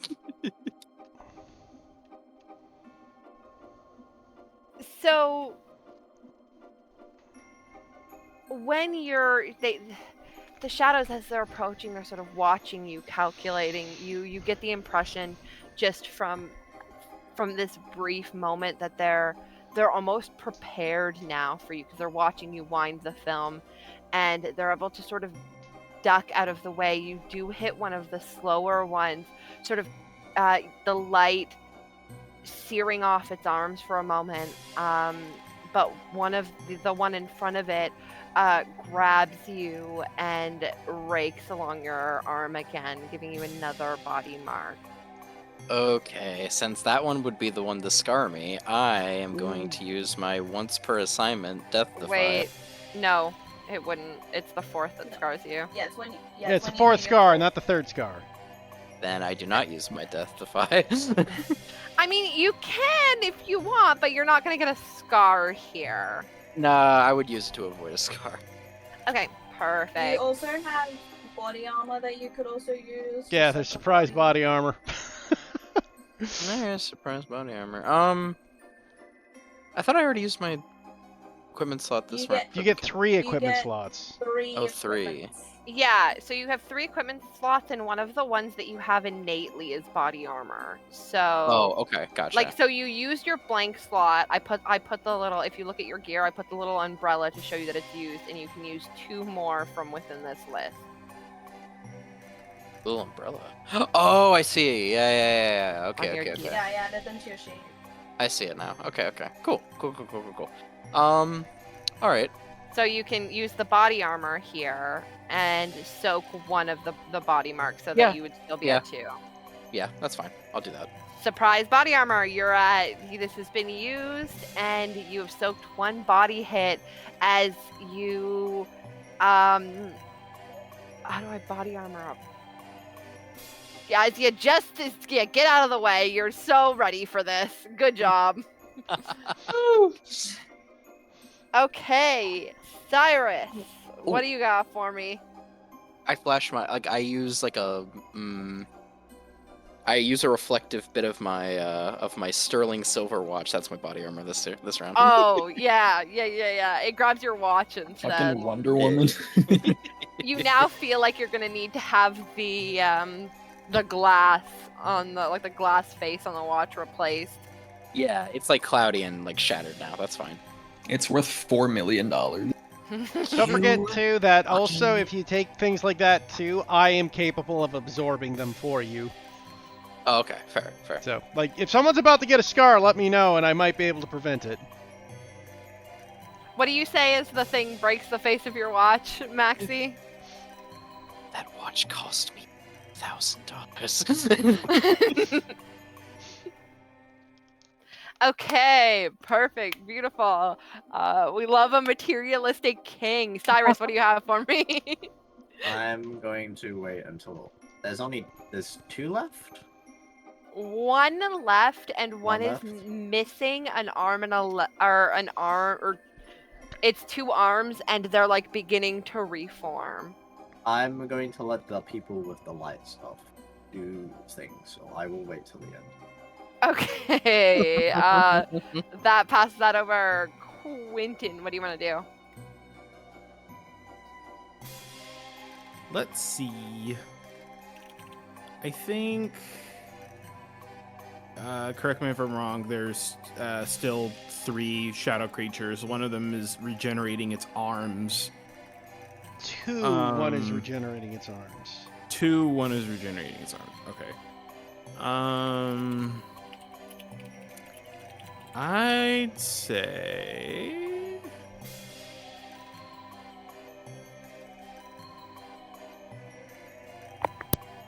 Could I still use again, I know that was like flavor for the drive, but is there anything else, or including that little glass piece, anything that I can use in my environment that could reflect this this pale moonlight in the direction of this creature that's trying to regenerate? Roll me a spot check.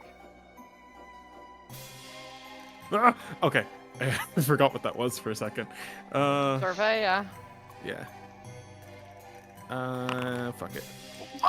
Okay, well, Good lord. The No? dreaded snake eyes. Oh, that's not good. That is a That is. And I That's don't just a full failure. think- There's no such thing as a Yeah, crit but- failure, thank God. But Yeah, crit failures aren't a thing, but yikes. Oh. Yikes. You can use a resistance to reroll. yeah, if you have your resistance, you can reroll if you have a resistance in that area. See, part of me wants to find out and use the resistances later. Yeah, I mean that's not bad. I mean we're still early, so Oh, he doesn't. Oh, yeah, he does have rose. I have no reference for what a true failure in a high risk situation feels like. You're well, about, you're about to baby. get one. As I'm gonna you're regret sort of this. searching, you're tapping the ground, like looking around as you had been sitting down and dealing with the mental strain that lasts, that of what is now occurring. These creatures that have been tormenting you, all appearing, and you being so sure that your doom was coming. You lose focus for a moment, and you're so determined. Fuck, I need to find something. I need to get it now. And one of the creatures grabs a hold of you by the shoulders, pulling you out of the light, biting into you. Take a body and a bleed for me. Alrighty. As this creature just sinks its ghastly teeth into your shoulder.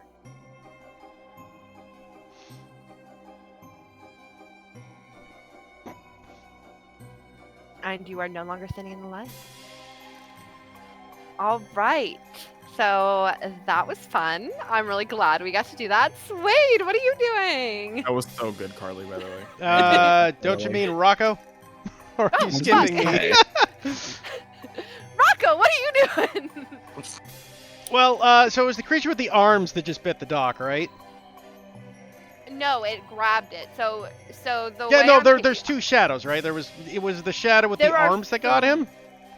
Yeah, so there are 3 total remaining. Okay. One is missing 2 of its arms, and 2 are still like active threats. Fantastic. I'm assuming one of the ones with the arms, though, is what grabbed Quentin. Yes. Fantastic. Rocco is going to see that go, fuck! And he is going to dash up to it, and he's going to take the light, his flashlight, he's going to uppercut right into its body with the flashlight. Give me a strike. I will burn a drive.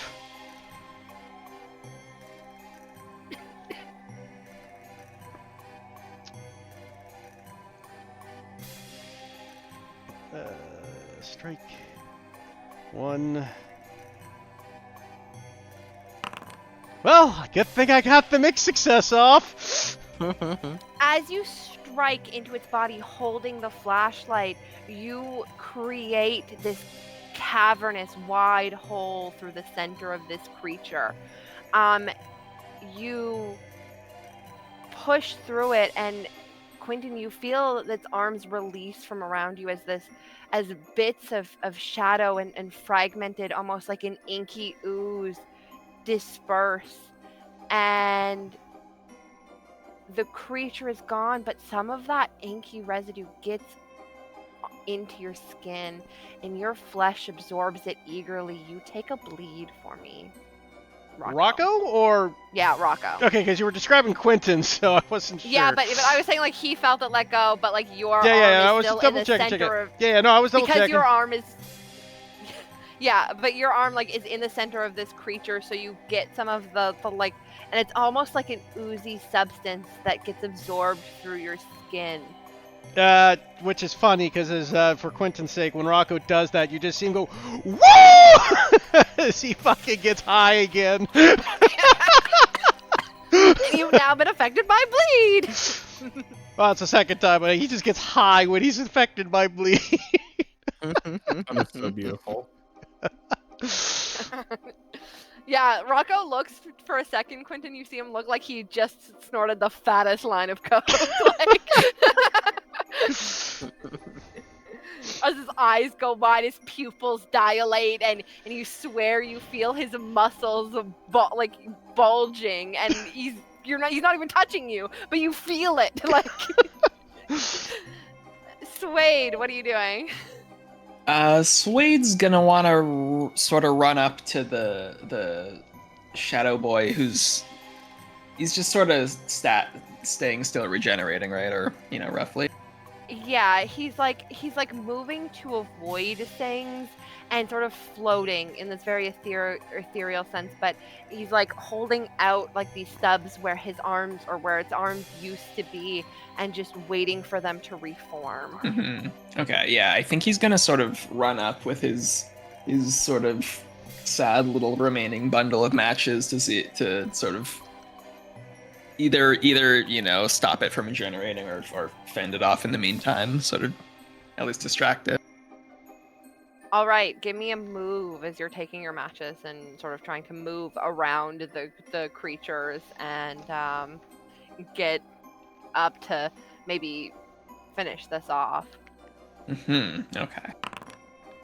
Ooh. Wait, what? But 0, you must have did something wrong because you can't roll a 0. Yeah, I think because I changed it. Wait, okay, sorry. I think because I changed it to 1 and then changed it back to 0. Like I decided against using a drive. I don't know if that fucks it up, but How many dice are you supposed to have? I'm supposed to have 2. So just roll another d6, and that'll be your second die. Is okay. Yeah, slash just d6 roll. slash rd6. Just type like this. But put a slash before it, like the slash where the question mark is. Okay. Full success. Oh. Full success. Noted. Sorry about So that. as you move through with the matches, you move through the 2 remaining shadow creatures, one with both of its arms and one with the one that to try and stop the one from regenerating. You move through it with your lit match, and you are able to completely disperse it with what felt like relative ease. Now there's only one armed shadow. Armed sounds funny. They just have arms. No weapons. He's armed and dangerous. Careful. Now there's only one shadow creature remaining. As Suede completely disperses this one, and it does look like the pieces are trying to find each other for the other shadow creatures, but they struggle to find each other. They don't seem smart or like a way to communicate with one another. So you see these pieces trying to like reform, and you figure that you got some time once the last one has been dispersed, is what I will say. Carly, but just by the way, you changed the wrong person to Quentin. I can change me that. Oh fuck. No, I'll fix it. I'm 10. Yeah, I took a guess. That's 5. crazy of you. Yeah. Listen, I had a 50-50 shot. I think I was doing pretty good. What do you mean you're doing good? Oh, that's 0 for 1. Listen, it was a 50-50. Top of the round, Abigail, keep this thing contained. Show me your roll. I'm back. Well, I didn't do my action. Oh, right. I forgot. If Sorry. I make a concoction, how long will that take? 10 minutes, no? Yes, it it says a takes 10 few minutes per minutes. concoction. It says few minutes, not 10 minutes. Well, few. It's like we're talking seconds here, man. Yeah, I want to say that, maybe you can, once the last one has been dispersed, you'll have enough time to make a concoction Okay. while they're, That's- like, before the shadows fully reform, but right now, like, in the midst of things, probably not. I'm going to... while all this is happening, he's going to inspect the door that Charlie's, like, just the door. See if there's any changes in what's happening with Charlie. Yeah, alright. Roll me a survey. Or a focus. We'll do focus, and I will You'll spend get different the die. information based on what you roll, but Ooh, well, imagine I he'll take the succeeded full for success. yeah. So you notice something kind of strange. You notice that he's like banging against the door, and there is a door in the way. It's sort of this rickety old metal door that looks like it could be blown away or creaked open by a small gust of wind. Like this is old and shoddy craftsmanship even when it was new. But you notice that he's banging against a barrier that is an inch or two away from the door. So the door could almost be opened and he would still be trapped. The barrier that's restricting his movement has nothing to do with the door itself. Well, I don't think this door is doing anything to hold him back. Seems to be some sort of invisible barrier. Doing that, I wonder if that's Abigail. Anyways, continue on fending for yourselves.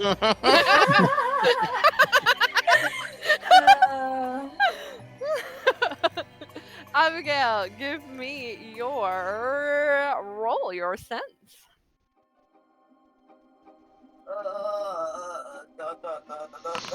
You can only pass. Let's Oh Oh go. my god! again!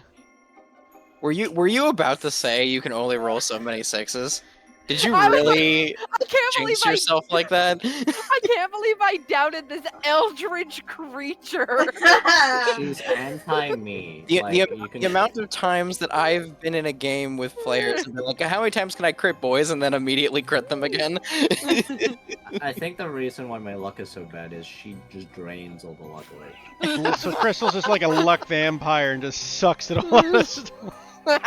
You could say she's a Yeah. luckiest. The Sorry. lucky miss. I like that. That was good, man. It's not wrong. That's crazy. You're so cool, Crystal. Meanwhile, here's Carly going, "When I'm going to live the fuck out to kill these people."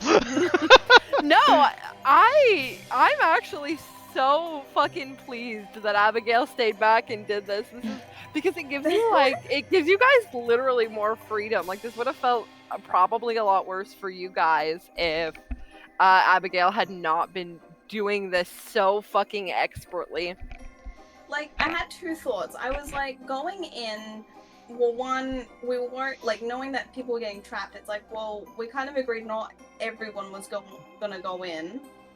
At least someone can report back if it goes terribly wrong. Yeah. Second thing is that I thought about it afterwards, where even if she knew what was going on, like Jeremy came back and said what was happening, it's like, if she's the one holding it back, what's the point in going in there and putting herself into harm's way, where it's going to make it harder for her to do the sense rolls? Yeah, that makes sense. And I will say that, you know, you've been rolling so many sixes, so you can just imagine Jeremy there now helping you hold this thing back as you're sort of pushing it down deeper. Yarn buddy! It's the power of the yarn buddy, truly. I should have known that this power of the yarn. Yeah, the yarn, like, let's be honest, it's just the yarn. Like, they're connected through all of us through the yarn. Yawns and machete. Yarns and machete. All right, Maximilian, you want to try and take us home, at least for now? Yeah, sure, might as well. Alright, same thing as before. Film into the camera, winding the hand crank, pointing it, aiming it, hopefully shooting it. I'm going to use my last drive on this. All right, run it. I am using a Dude, resistance and re-rolling that. Holy shit. Okay. He blinds himself and gets lost as much as he was in the mansion.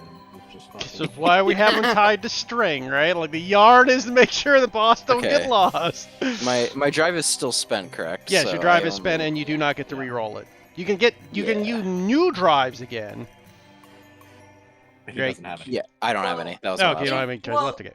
Well, you may as well take the one, and because it's gilded, you get your drive back. Well, no, you don't take Well, any if you're thank you. resisting. You don't... Yeah. Oh, wait, he's resisting? Yeah, he's going Yeah. to use resistance. Oh. Oh yeah, I got 3 failures. I'm fucking resisting that shit. Oh, there we go. yo, full success. Okay, perfect. As you feel for a moment a bit unsteady, a bit of shakiness in your hands, but you're like, fuck, man. Every time I come here, I get the shit beat out of me. I fucking hate this.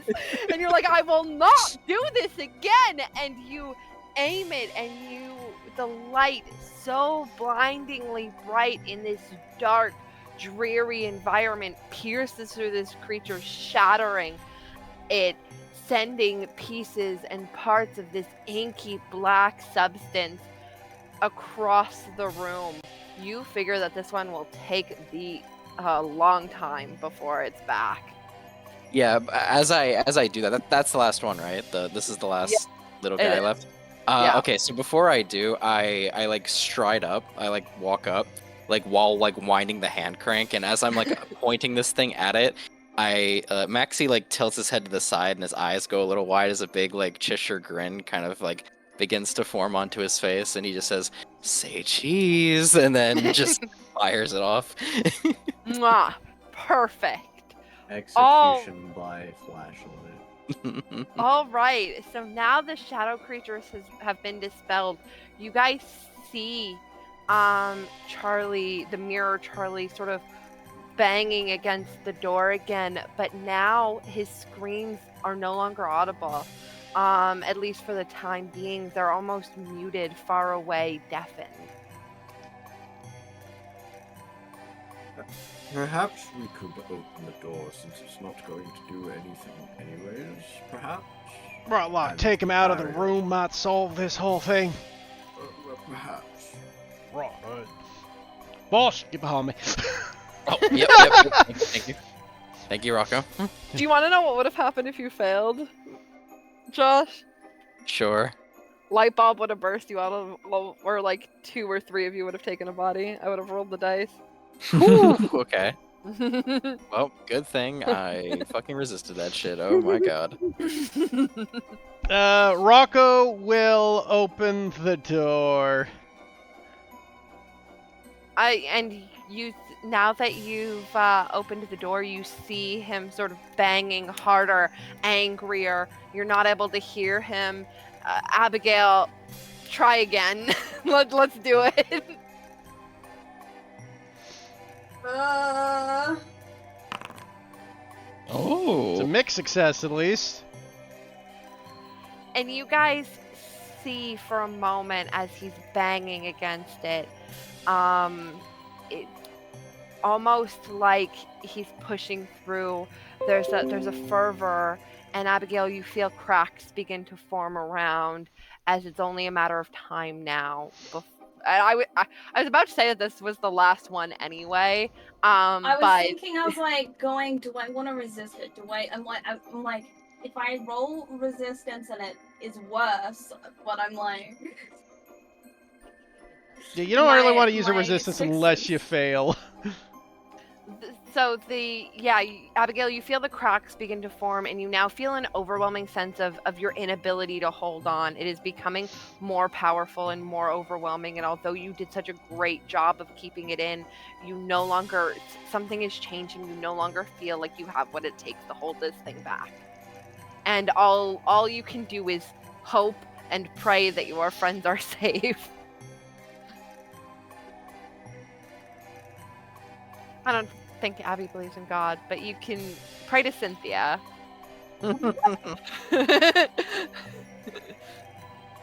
All right. So as you guys see him sort of banging, and you hear like a sound of almost glass beginning to crack and crumble. What are you guys doing?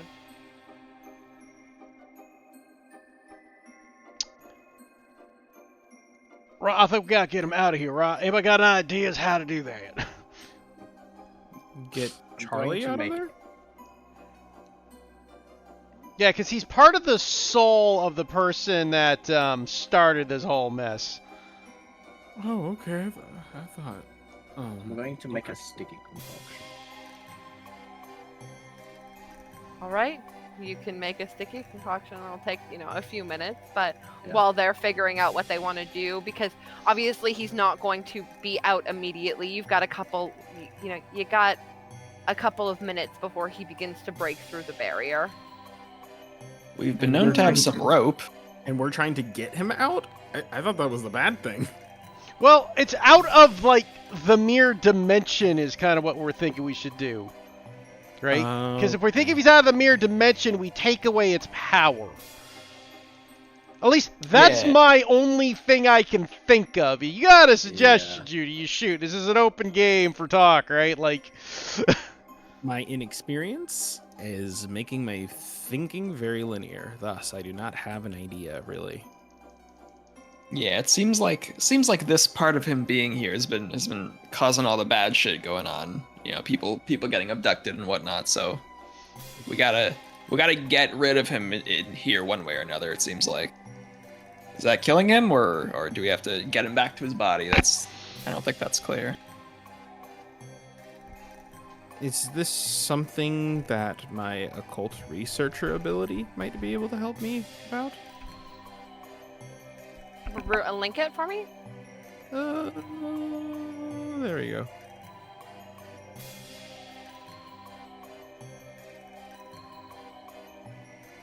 Oh, that's fun. Oh, yeah. Take your brain mark, and we'll talk about it.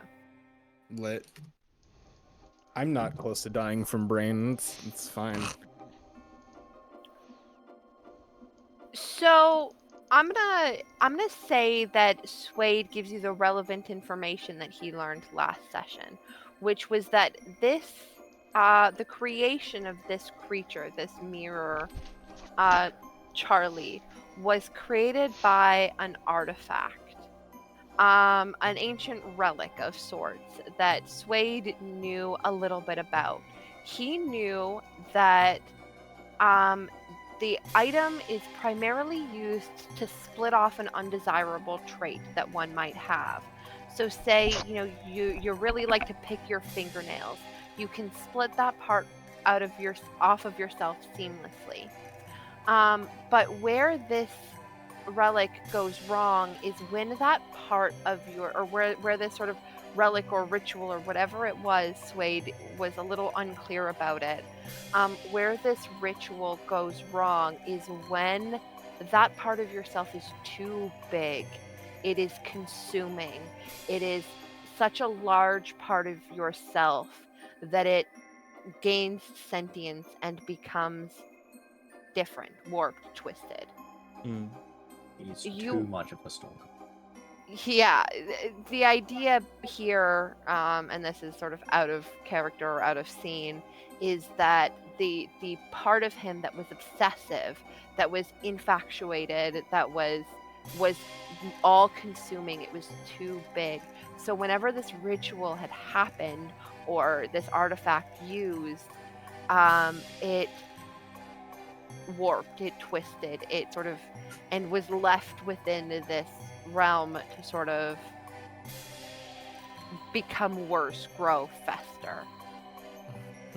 Could I ask a couple of questions about things Suede might know? Sure. Okay. Would he know if like the split off portion would be like it's like a physical artifact, right? Does he know if the split off part would be like bound to it in some physical way, or is it just like a catalyst for splitting it off? Okay, I was actually going to finish answering that question. So I'm sorry. So yeah. Wait until I'm done like explaining what you gain from a cult researcher. Oh, okay, I thought you were done. No. Okay, so the last piece of information that I will give you, because a brain mark is, significant, is that there are two ways to deal with it at this point. Way number one is that you find a way to reconnect this split off piece to its host, which might be difficult if the corruption or the bleed had spread too widely, which you can assume looking from his form, you're gambling a little bit there. Option number two is to destroy the artifact, but table information is that the party has no idea where it is. or Wait, even so what it the- is. So the container itself. Yeah, they don't know Okay. where it is or what it looks like. Okay. You can roll me a focus if you want to try and remember what the relic might look like. But I feel like I gave you a lot of information with occult researcher, so I'm trying to not like give you everything, if that makes sense. Yeah, no, I get it. I will happily do a focus, and I might use a drive in this. Or, Suede, who also knows a bit about this, could also make a focus if Zach, if you have any additional questions. So I will allow either one of you to sort of try and remember or piece things together. Sway does have a specific question, but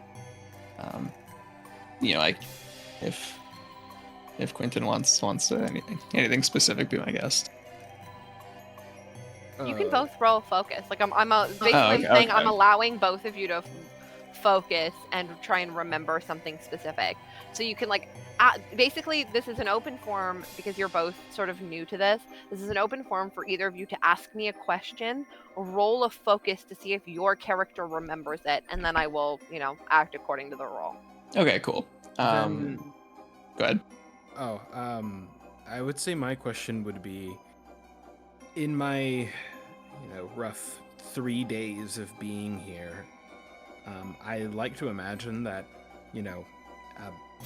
the first day or two especially, I was kind of actively moving around, trying to dodge the shadows quite literally, among other things, and keeping my head low, but I like to imagine that I would have seen and encountered many a thing. Would I have maybe seen anything that, of course I wouldn't know quite is the artifact, but with this information I have now, might I have seen anything like it? You can roll me a remember. Okay. Am I able to... Okay, I am able to use drives on myself. Even on a gilded skill? Yeah. Yeah. Okay, cool. Pop. You can't be too sure. You're fairly certain that, if someone had to perform that. Sorry, give me a second to light my cigarette. Judah, you get that drive back because you're taking the 5, which is Yeah. the gilded. Okay. So it's as if you didn't expend a drive. So you're fairly certain, with absolute certainty that somebody would have need to have casted this ritual. There's an artifact that allows for the ritual to be cast, but there's still an action that needs to be taken. You need to where the specific trait is identified and sectioned off. It is very much a ancient ritual, so someone would have need to have casted it. That someone is likely not here.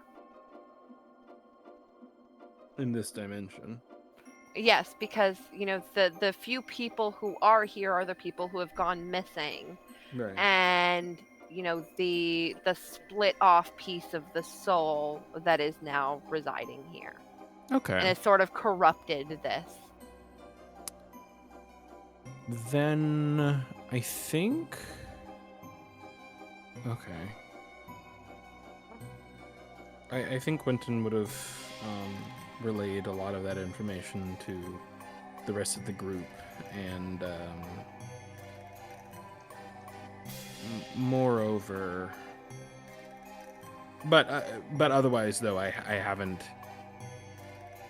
Beyond the artifact, I straight up don't even know, somebody did cause this to happen, but they're not here. Yeah. Okay. That is something, but darn, it's not what I was looking for necessarily. You were doing something, Zach? Swayed with that in mind. Yeah, so it sort of seems like what Quentin was gathering was circling this, but Swade would love to try and recall specifically, if he remembers in his research, identifying if this ritual could be done against the subject's will. Ooh, good question. Ooh. Roll focus. Okay. This is the worst day of my life. I guess I'll take the gilded though. Oh, yeah, actually, I'm full, so it doesn't matter. Wait, you have a resistance. I do. Okay, yeah. We'll run it. We'll run. I was also gonna ask if I don't know if I could drive that. I have all these unused drives, and I got a few drives. I can run it. We'll throw it in there. You can't throw a drive on a resistance. Oh, okay. I know. It's just he rolled instantly, and I wasn't able to say anything. Okay, before you use your resistance, roll another d6. We'll pretend Judah gave you your drive because you guys were both sort of talking and trying to figure this out. We're nerding out. Thank you. Okay, now sure make your to use resistance that. roll. Okay. No, this is for Judah's drive, so now I'm gonna let him use his resistance. This is I was more telling Quentin to like just make sure he uses that drive. Oh, yeah. Worry make sure not. you- I've been staring at my sheet since I opened it. Oh, good. just to be sure, this is focus, right? Yeah. Okay. Oh my god. So crazy. Ooh. 1, 2. I guess we'll take the 5. 3. Oh my god. Not that I don't get the sense. No, of take So you take the 1, you take the drive back. It doesn't Okay. matter. Yeah, failure's a Can I- 1 failure. and 3 are effectively the same number. Okay, in this can I- game. Can I can't even go above my cap, can I? No. You could technically use another resistance if you have one, but I do not. yeah. No. Okay. So I'm gonna say that I'm gonna give you everyone else like a quick minute to, if you're doing anything, to do it now, before like sort of Charlie gets released from this. Well, I So would does like anyone have? Rocco would like to see if he can find our friend that got stuck in here with us, so she's not left with a psycho murderer. You're gonna try and like. I just survey or spot or see if I can pick up some information of where she is, or navigate actually would be best. But I'll say that you can do like a survey, but we're gonna call it a hear check. See if you hear like, because you've noticed that, you know, based on what Quentin told you, most of what's in here are the shadow-like creatures. So you would be able to hear human footsteps. yeah, fantastic. Full success. Yay. I would say you hear approaching now 2 to 3 sets of footsteps, sort of in the distance. Great. Rocco will go towards them instantly and to meet them up and tell them we're running. Would Quentin have? Oh, not would have. I know he would have said previously that sometimes you hear things and see things that aren't really there, particularly on the hear side. Would that have sounded like genuine footsteps of somebody like nearby, or is this yet another trick of the realm?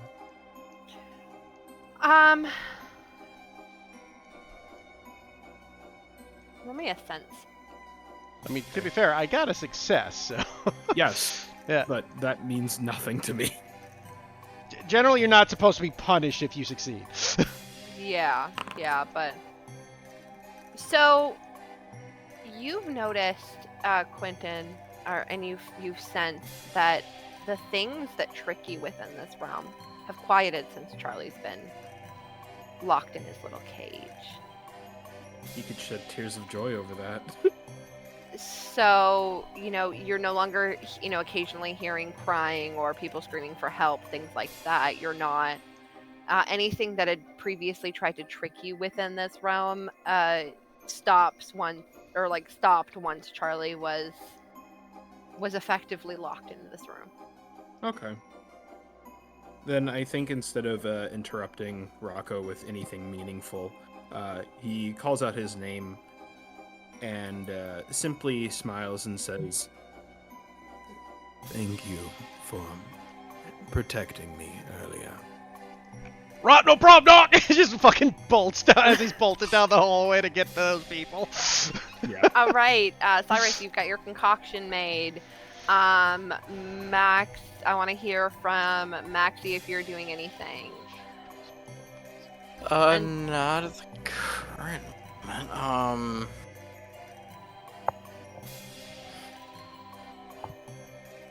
Okay.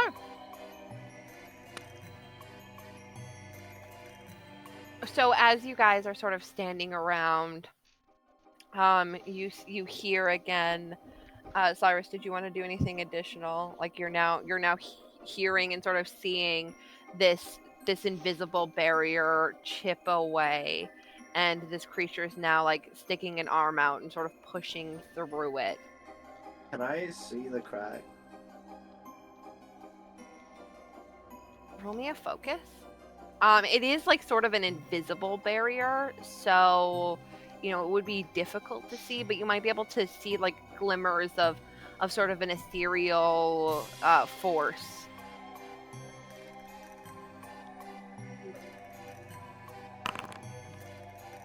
Ooh. Yeah, you can sort of see a long, probably a 10-foot crack forming along with now a like shattered hole in the center, but you see only glimmers in bits and pieces as you're sort of focusing all of your energy on looking at this. I'm going to pour the sticky concoction onto the crack, hopefully trying to buy some time, maybe. Okay. I don't know how long that will buy us, maybe a few seconds, but often case, a few seconds Yeah, you put is that better sticky than... concoction in that crack, boy. Oh. What? Often case, a few seconds is better than no seconds. Okay, Rocco, you see now Daphne returning with the the teenage boy and girl and what looks to be a circus performer in similar leotards to her. Okay, so the mother and the teenage boy. Yes, Okay. and as well as what was her sister. So I thought the there sister are now wasn't 4 in. of them. I didn't know the sister went missing. I think I must misremember. This is the art that I have for her. I thought both of the siblings went missing too. That's I okay. thought only one of the siblings went missing. Oh, gotcha. Does anybody look injured or limping or anything of the sort?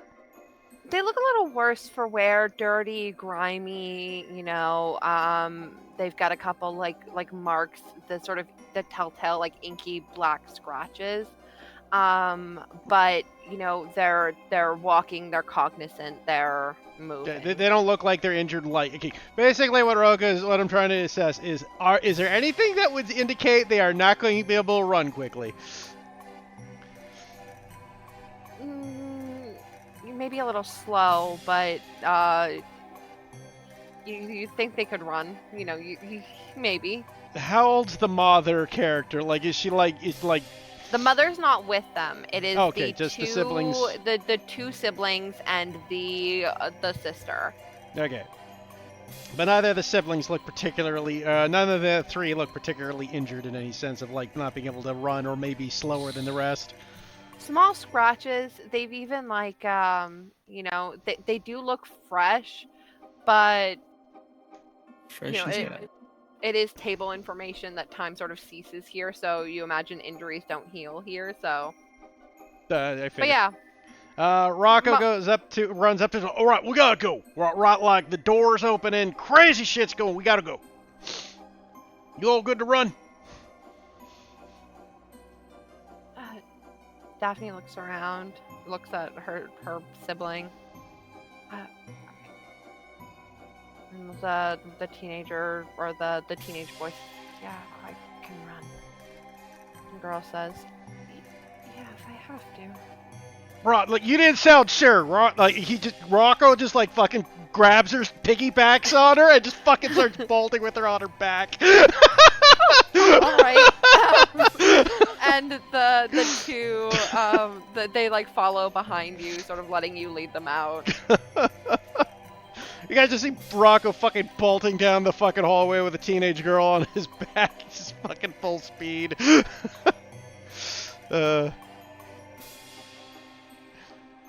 And what are the rest of you doing? Perhaps we need to get Charlie to accept this piece of himself.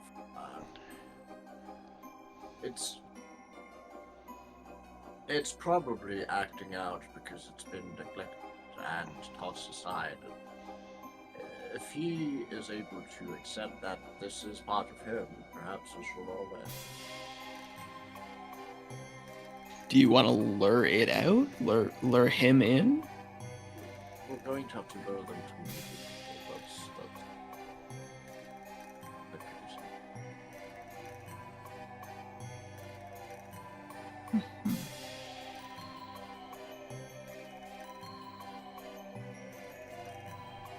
case. Cyrus is going to make another sleep-inducing concoction. All right.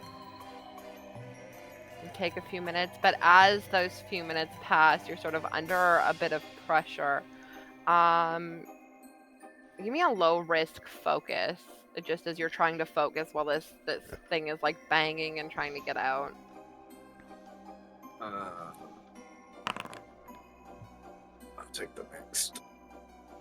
Okay, you're able to get the sleeping concoction made. However, like just as you're putting the finishing touches in it, it's like sizzling. Charlie is now broken out. He throws the sleeping concoction at Charlie. Jesus. I love me- this. I love these sleeping concoctions. Roll me a medium Control. risk control. Oh my Yeah, I'm going to spend a drive.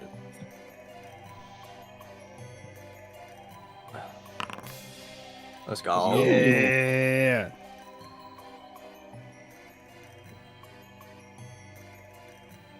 As he breaks out, for a brief moment you see the demeanor shift.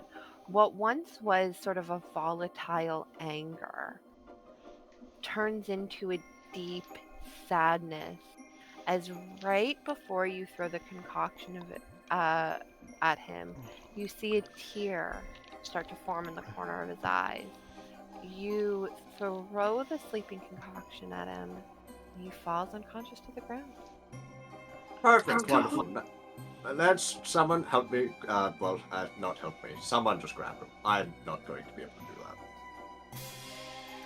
Two people, stronger than I. I believe I might also be ill-fitted for the transportation of Rocco, just for the sake of saying, Rocco comes around a corner, sees what happens. Right, okay, maybe not running anymore. Puts the girl down, slaps him over his shoulder. Let's move before he wakes up. And now starts dashing back towards the string. So he yells after it. Should we tie him up? With That's what? probably a good idea. With what? What could we possibly have that could tie someone up? Yarn ain't gonna cut it! Alrighty. Man has rope in his survival kit. In fact, I think yarn would cut if we attempted that. Does he have It's- rope in his survival kit? He probably does, but it seems like Rocco's already on his way. We'll just be fast about it. Two things, Abigail. Yeah? You feel that same sensation you felt earlier at the beginning of this session 2 weeks ago. You feel that feeling of sort of a deep sadness for a minute, and you think, I remember your exact words were, tastes kind of sad. You feel that again for a moment before you feel again that dormancy, that sleepy, as the life that seemed to hum from within this lever completely quiet. And around that time, you notice Felix, who had been sort of lurking around, seems to sort of raise his head in thought, and he begins to slink off. She kind of like also like gets like because she's been so connected with it, she kind of also feels that sadness, so she gets a bit of a frown. And I feel like when that sleepiness hits, she also like just takes this really big yawn. She's not gonna go anywhere, but she'll take note of which direction he goes off. Okay. He goes towards where you remember the like tents being. Like where everyone had been sort of like where the cast had been sort of set up, like their dressing rooms and stuff.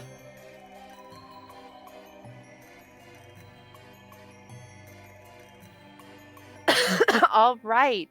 So as you guys walk out of the door following the very helpful Yarn, you see a very sleepy Abigail. And Abigail, you see this mess of a fucking crew. Now with a man over their back, like a sleeping man over their back, and you see the teenagers and the 2 cast members. For the fun of it, Quentin checks his watch when they leave the area. Is it working normally now? Yes. He lets out a sigh of relief. Right, let's get this fellow over to his other fellow. Right, and like beat the fuck out of it till they, combine together?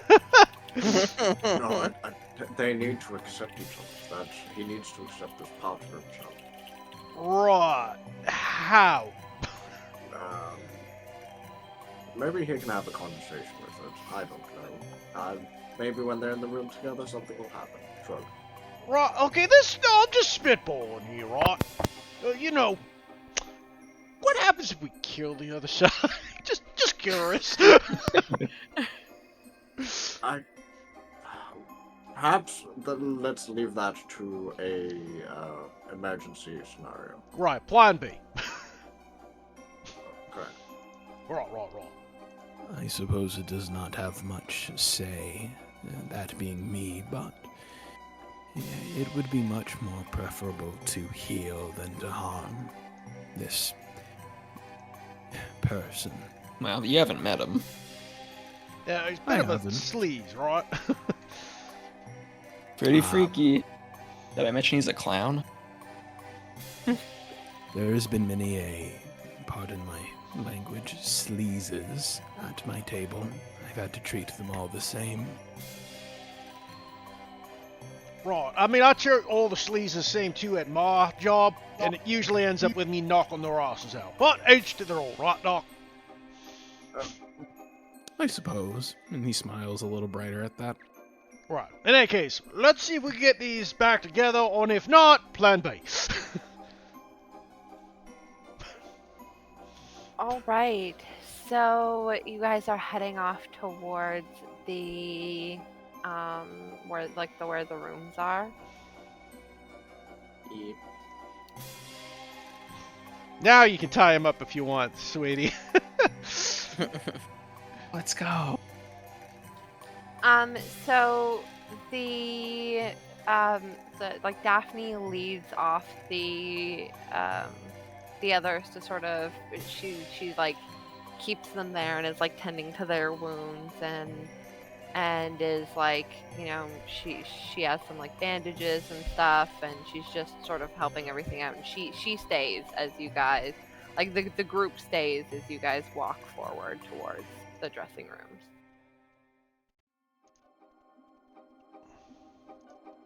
And as you make your way over, before you can get to the dressing rooms, you guys come face to face with a familiar woman. Ivana stops you and says, Let's go. "What is that thing?" Oh, my name is Quentin. Not you. Apologies. Right, apparently this is And like... just as a refresher, it's this woman. It's fucking... Yeah, right, Mom. I remember. Yeah, right. So you remember that creepy stalker you had? Yes. This is like his exceptionally creepy side. You plan to put him back together. Right. I mean, only option we got to hopefully fix this whole mess, Mom. After all of the work I did to make him normal? Right. So you're What a are crazy you- bitch. Oh, are you the one who did this ritual? She looks for a moment, sort of realizing that she said too much. I can't allow you to put him back together. you would sacrifice all those people to get one man off your back. How crude. She thinks for a moment. He has to die. You have to kill it. Right. Rocco slowly puts the man down. Right. Now, Mom, you did just try to, like, kill a bunch of innocent people here. I didn't try to kill anyone. I tried to separate whatever the fuck that thing is from the man who is tormenting me. Right, and I mean, there's nothing wrong with calling the police, Mom, or something of the sort, but when you basically... Oh, that's all we need is a bunch of fucking pigs in here. Are you kidding? Not.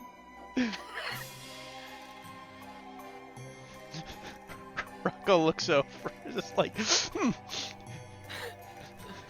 All right. Well, we still haven't rescued everyone, so until that's done with, we can't help you until we're done helping everyone, right? There's still Mom missing, and we have to find her. I right, don't need so... your help. I'll take care of it myself. She Right, no- walks off. Boss, no offense, sir, but, I think she might be a crazy bitch, boss, Completely agreed. Right, well, I think she's about to do something really drastic. We should stop her. Rocco, initiate stop protocol. Right, boss. Puts the guy down. Rocco gets in like a 3-point football stance. Just poof, full dash after her. Cyrus makes another sleep concoction. I guess. It'll take you some time. That's fine. So, Rocco, are you just trying to running tackle her? Basically, yeah, he's football tackling this bitch to the ground. Full linebacker, man. Roll me.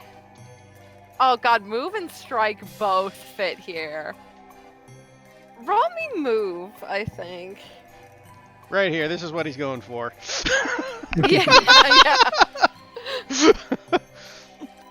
Fantastic. Risk factor, please. Hi. Hi. Fantastic. I will burn 2 drives. And 2 of these are gilded still, because this is dangerous now.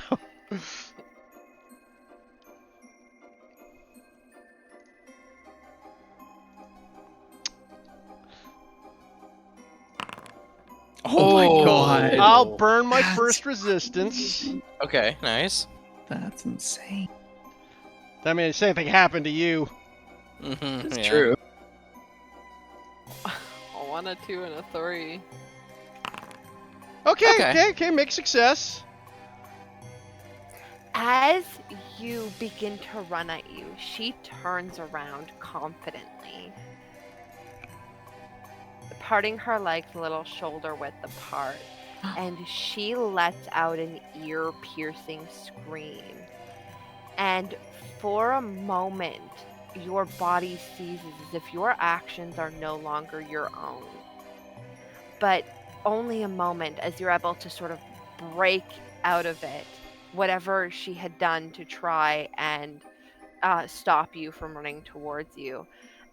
You take a bleed or a brain. I could make a case for either. Take your pick. Okay, I'll take a brain. Yeah, I'm feeling a little spicy. If I get to pick, I'll take a brain. And you're not able to tackle her to the ground, but because of the brief pause in your movement, but you are able to sort of wrap your arms around her as if you were going to tackle her. So you've got her effectively restrained. I got her in a grapple. Gotcha. Yes. Oh, wait, I get that Uncanny. drive back. Because I get double drives. Sorry, nope. Right, Mom, I'm not letting you go. You seem to be on a misapprehension of what's going on here, Mom. I'm not letting you just kill people. Rocco, I say, calling out from like the far distance. I'm sure she's telling you to unhand her. Don't unhand her. Right, boss! Wasn't planning on it! By the way, she screams like a crazy bitch! Do you need me to separate any of her ligaments? Oh my god! Might be useful! All right. Well, no. I think that's not necessary. Shame. And as sort of this exchange happens, you notice that several other of the cast members begin to come out. You see you see this guy again, just sort of like peeking their heads out of their I'm just showing you some people who have like peeked their heads out and are just trying to see what's going on.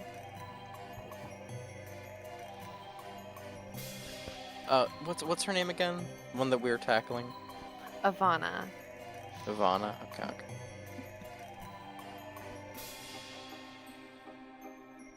Are any of the rest of you doing anything while he's got her? I say he's got a brief moment. Yeah, so it's gonna let them do the thing and stick around to tie up the severed portion, like the Horcrux, whatever the fuck. Mirror Charlie. Yeah, just sort of bind his arms and legs, I guess. Why did you ask her? You asked her name just so that you could fucking post memes, you shitlord? Maybe.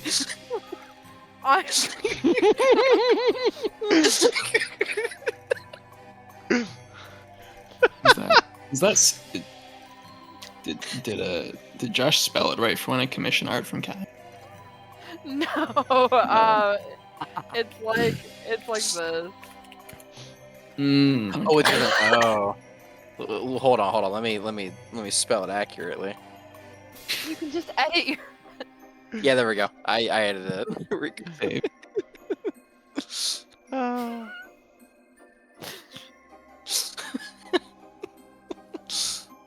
You fucking.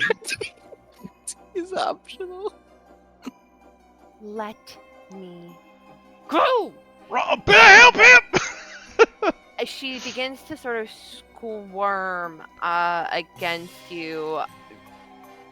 Make me a movement, I guess, to try and continue to hold on to her. Elbow checker. I was gonna say, can I use my gear now? Rocco is no longer taking this lady nicely after her, ear-splitting death scream. He's thinking, oh yeah, people might not be human here. Time to take the gloves off and put the brass knuckles on. Oh no. So when he's grasping her, he's going to try to uppercut her into her chin and do a classic Glassjaw knockout move. And hopefully shut her the hell up so she don't scream again. Roll me a... Strike? Yeah, roll me a strike. I will... Can I add a drive to that? Oh, wait, no, I can't. Sorry. Yeah, unless you have Ignore me. Yeah. I will burn a drive. Since I'm assuming we're back on the high risk still, obviously. This is combat. Yeah. Okay, here we go.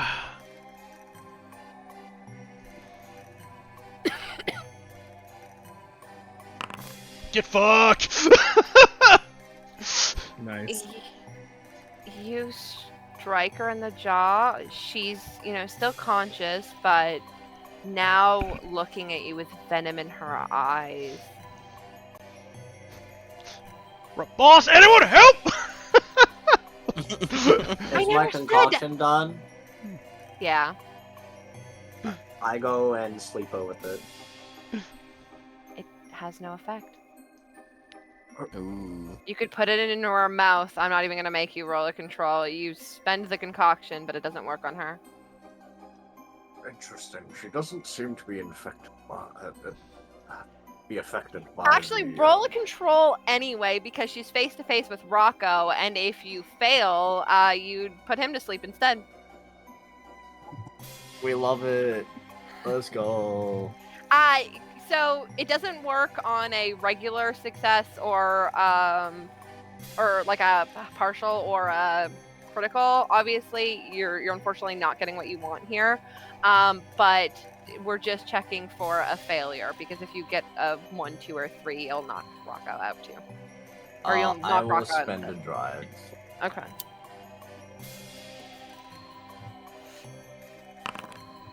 Full success. I'll take this full success. Perfect. Okay, we don't. No, you can take the 4. I told you don't not. yeah. Oh, I guess yeah. With there a is partial, you didn't knock them Yeah. out either. You just needed to avoid rolling a 1, 2, or 3. Cool. I'll take it. Yeah, so keep your drive. It's fine. Oh right. Really, really fun and exciting. So she looks at you. I'm not going to fight you. And what did you just throw at me? That stinks. There's a sleeping concoction. Any reason why that isn't working on you? Because I imagine you use chemicals designed for humans to sleep. Ah, right. You telling me what chemicals work on you? Pulls out a notepad. She lists off a random chemical that you can add to a list. Hydro dioxide. He'll insight that, but you don't need to roll it. You can roll read to see if you think she's telling the truth. Okay. No. Yeah, you have no idea. She sort of like grabs both the sides of her jaw with one hand, and sort of like realigning it for a moment. Was that really necessary? We could have just talked. Rocco's not trust. You ran away. I walked away and he ran at me. What do you expect?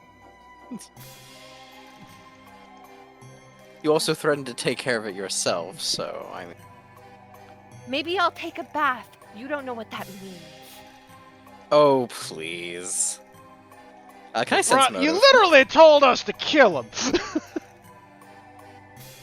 Maybe you talked me out of it. Yeah, you can roll. Maybe I talked you out read. of it. Okay.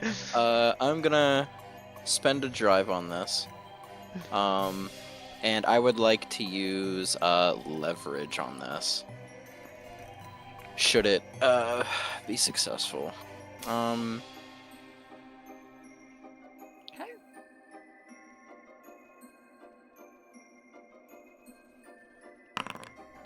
Critical That is success. success. That is a critical success.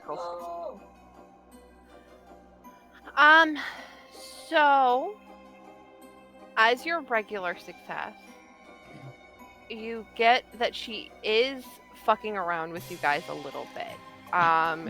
She is being intentionally vague with her motive. With your leverage and your crit success, I'll sort of amalgamate them into one and give you a little bit of information. You glean sort of from her body language that although she did say to kill him, she's incredibly unlikely to get her hands dirty herself. There might be something else that she's planning. It would be really hard for me to justifiably tell you exactly what she's planning, considering I don't even know as the GM. But she was likely just trying to leave the situation and think of a long-term plan for what she will do whenever these sides are reunited. Like, and I'm telling you that I don't know what her long-term plan is because she's trying to figure it out. Like, she's coming up with a new plan, realizing she can't kill him, but didn't want to, if you killed him, she was innocent. Like, she just encouraged it. She's likely, you maybe even get the impression that she's like afraid of what would happen to her if she'd killed him. Maybe from Felix or, from some other force that you don't know about. But she would never, I'm expressly saying that she didn't intend to cause him bodily harm. She's just trying to think of a long-term plan. I'm going to kneel down and get, like, eye level with her. Look, it is very, very clearly obvious that you have no idea what you're doing now, and you are absolutely scrambling to try to buy time for yourself.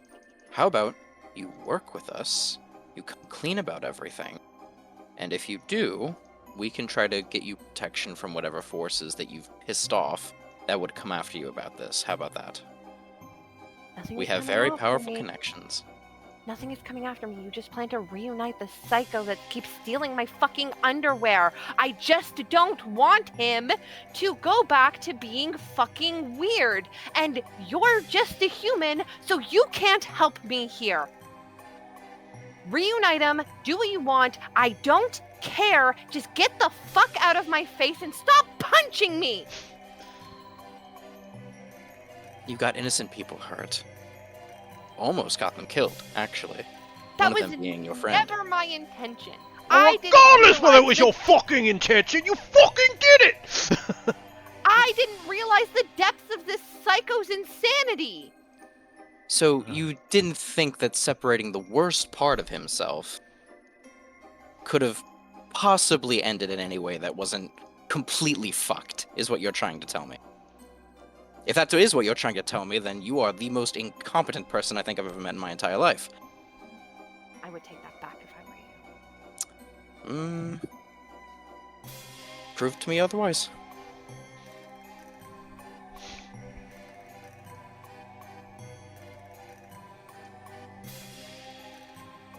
Make a sway, high risk. Okay, because I used the information that I got, I get to use an amount of die equal to my cunning resistance as a +2, and I'm gonna drive this as well.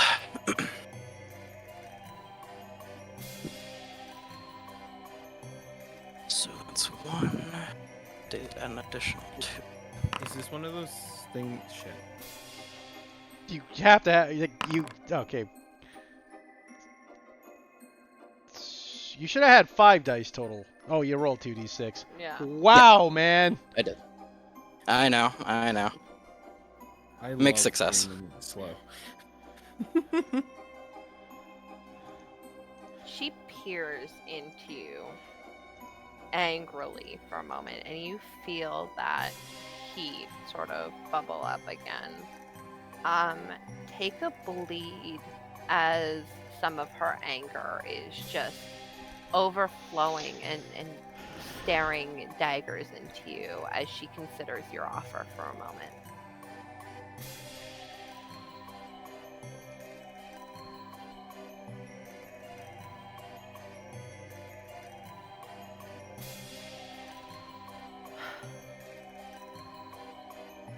I had a plan to help the people. I was going to undo it myself. But of course, Octavia had to get involved and had to send a bunch of fucking incompetent humans to deal with businesses that don't concern them. And this, she sort of gestures vaguely at all of you.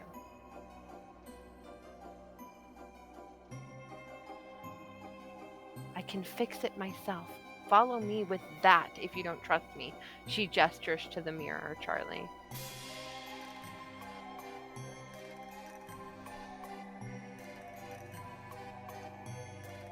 Come on, make your decision. I don't have all day. I turn to the rest of the party.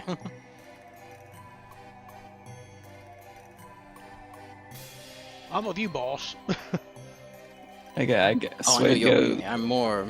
I'm more wondering about Cyrus and the rest's opinion on this. Swade goes, well, I mean, I'm not sure we have a better idea at this point, so he goes to sort of pick up Mirror Charlie, because presumably he's next to him after tying him up. Right. I Roll me a trust us strike not- as you're trying to pick him up, Swadey. Sorry, I don't mean to cut you off, Cyrus. Just hold that thought for a split second. Okay, All now right. you can go. We'll throw a drive at that. You do it. Nice. Cyrus, what were you saying? I trust us more than I trust her. Perhaps we should go with our gut and see what happens. I also had a question. Yeah. She seems like a very proud individual who has generally self-generated motives. I kind of doubt that she actually cares enough to look out for the humans. Is there any way I can intuit as to why she would even do that in the first place? Because again, I'm having a hard time thinking she would even care, and I'll blow a drive on this because I'm genuinely fucking curious. Oh, Get your Take your drive guild, back. take your Nice. full success. lit. So I'm gonna expand on, and I'm gonna give a little bit extra on this one, just because both you and Josh have sort of read into her motives, and this is sort of expanding on something else. It is very clear to you that she did not want to save the humans for the sake of the humans. She wanted to save the humans for the sake of not attracting attention. You get the impression that maybe there is a force here, and Felix, that would be bad if they were angry with her, if they were drawing unnecessary attention. So she was trying to fix the mistake, not out of kindness or concern, but out of fear of the repercussions should she draw unwanted attention, like people going missing in a mirror maze. So, a potential conclusion that I could draw from that is that if, in her attempt to quote unquote fix the issue, if she found a shortcut that could result in ultimately her not having to care about extra lives, she would absolutely take it. Yes. Okay.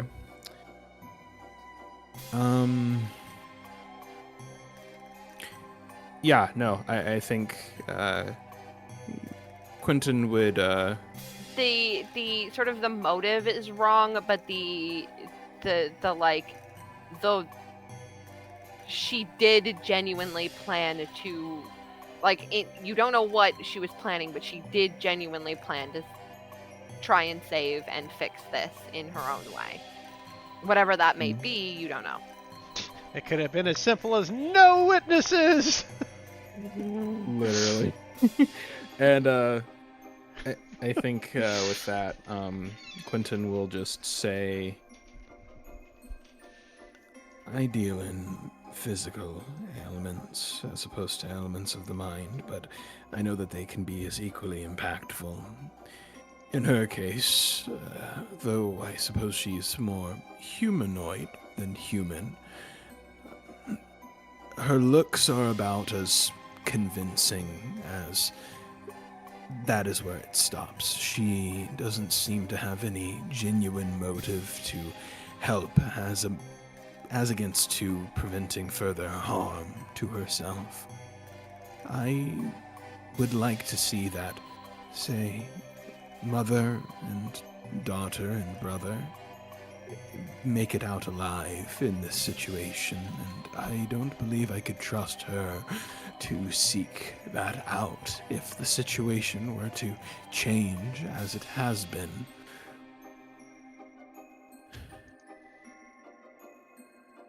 Yeah. That was a lot of words to say nothing, man.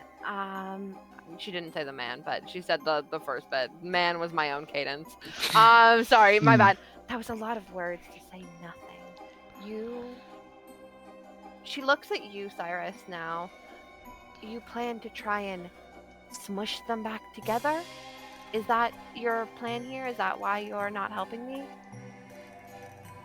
Or is that what you're not helping me, but is that what you're trying to do? What was that, sorry? She looks at you, Cyrus, and she says, you plan to smush them back together? Is that how you think this gets fixed? I don't know. Maybe they can have a conversation and you can accept themselves. I don't know the machinations of what you've exactly done. If you could help us in that, that would be greatly appreciated. And that's what I've been saying. Follow me. I will fix this.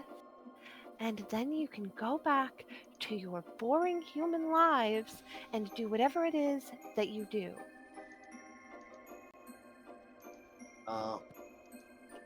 Do I believe what she says? Roll me a read. Up the system. Like you do I as will well. spend 2 drives. Oh.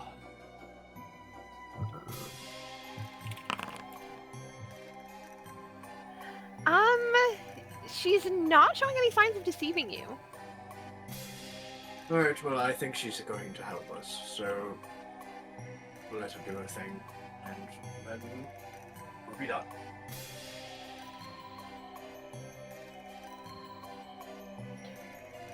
Right. She looks at you, Rocco. Okay, big guy, you gonna let me walk away this time? We'll follow you, Mom. We're not just walking away. There's a difference. So I can walk without you tackling me, yes? Listen, Mom. You just walk and do the thing to save those people.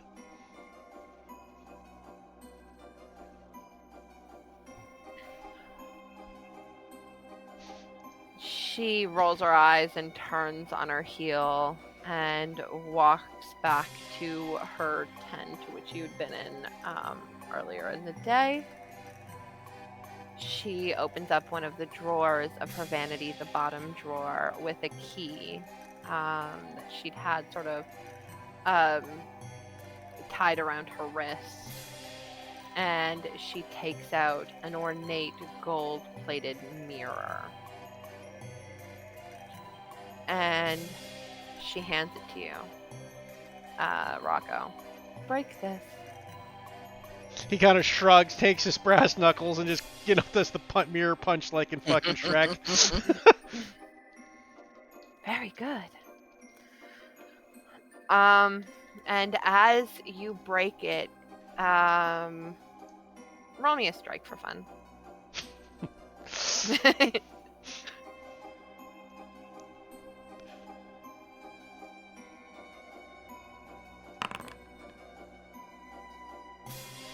Take the kill. So you're going to take the 5, I assume. Yeah. So as you break it, a couple of things happen sort of all at once.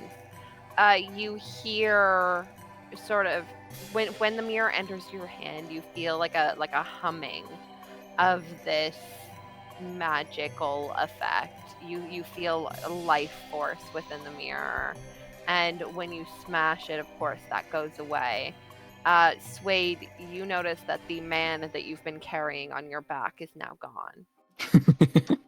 And it sort of he slowly almost dissolves, leaving behind no residue or no evidence that he was even there other than the knotted bounds that you would use to tie him.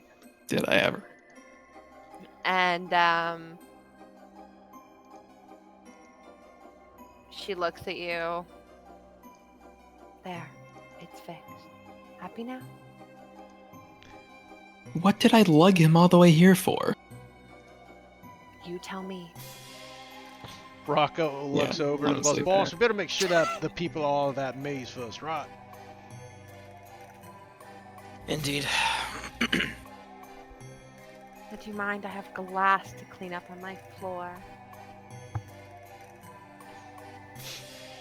Rocco looks down at the glass, then he just goes down, one moment, and he's gonna take out his, just for the shits and giggles that it's technically part of excavation tools, he just sweeps it up.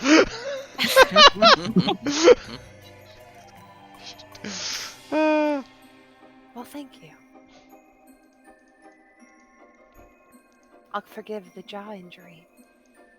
Right, and And not she, forgive the brain injury.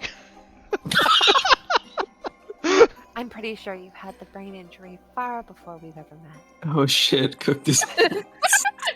I won't lie, Mom. I'm a bit punch drunk. I used to be part of Nambla before I joined this. Who? Part of a what? No. Sorry, but wrong thing. Do humanoids have brains? I would like to think so.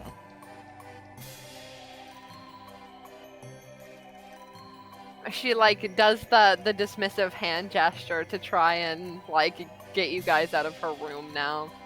Bye-bye.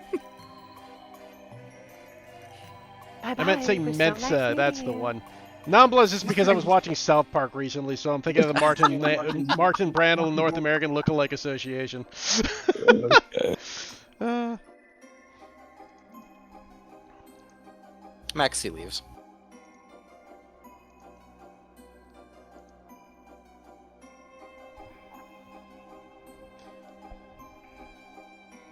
Rocco follows.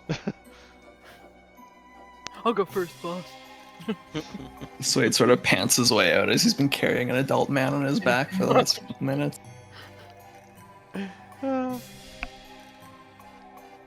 Along with his backpack, of course. And as you guys walk out, you see Charlie slinking around her room, trying to peer in. Like sort of for a brief moment, you see him like leaning against the tent, trying to hear inside of it, like his ear to the side of the tent. Rocco, Oh, yeah, boss? you see that creepy cunt over there? Yeah, boss. Could you bring him to me, please? Right, boss. Mm. Rocco walks over.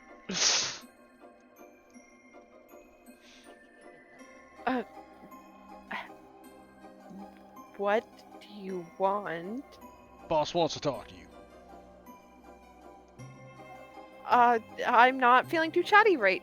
Fantastic. He just grabs him and starts dragging him over. All right, I'll hand wave this one. As you see Rocco pulling Charlie by the scruff of the neck. All right. What are you doing? Charlie, is it? The real, true, fully together Charlie, he says, like, waving his fingers around dramatically. I was always real, but yeah. Okay. We need to have a talk. About boundaries, specifically. Your well, no, not your boundaries. Her boundaries, specifically. You need to stay the fuck away from her. He considers for a moment. Roll me a sway. Okay. Low risk. Low risk, okay. Yeah, you're not the one at risk here, You know buddy. what? I'm gonna pump a drive into him for shits and giggles, as Rocco's just gonna like stand over top of him with his arms crossed and just glare. Can I add a drive on top of somebody else's drive or no? In fact, Yeah. everyone Okay, can then add. I will drive this as well. Multiple people can add drives as well, right? Like it's not just one You just person. have to explain how you're assisting. Yeah, Rocco's just like standing over top of him, glaring down. Quick question. With how drives work, do they only apply to skills that you have, in heavy air quotes, proficiencies for? Like in my cunning, I have. Nope, read. you can use them Can for I any only of them. apply them to that, or okay, I can as long as it's in the same. Success. Full Yeah, success. so basically, if you have intuition drives, you can add an intuition drive to any intuition skill that someone does. As long as you can explain how you help. Yeah, anything you could drive, you can drive for someone else. Oh, okay, cool. Yeah. As long as it's within the category that you have drives for. Okay. But I.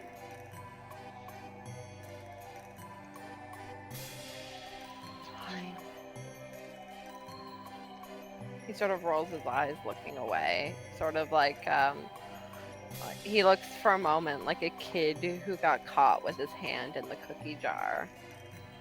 Like as guilt or shame washes over his face. A lot of people could have seriously gotten very, very lucky that no one got killed today.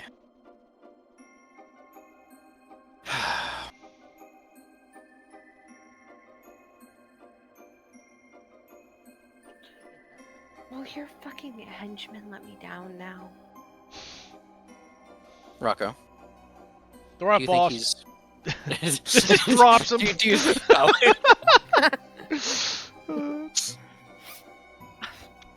Do you think he's learned to... Do you think he's learned to solicit? Can I make a read to see if this guy's telling the truth? Yeah, go for it. I'll burn another drive, why not?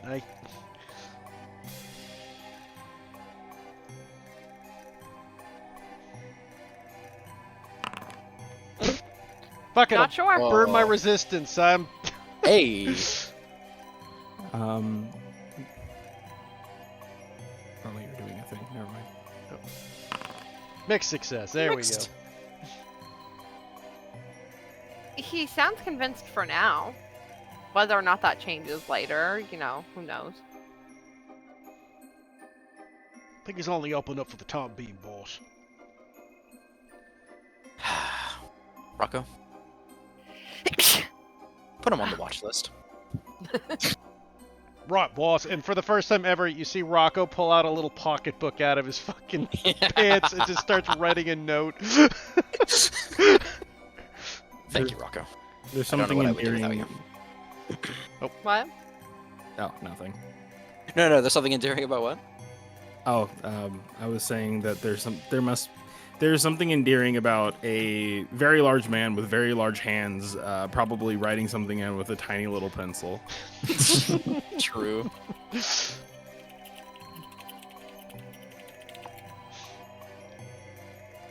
Could Suede like work up his strength to talk to the clown and weigh in?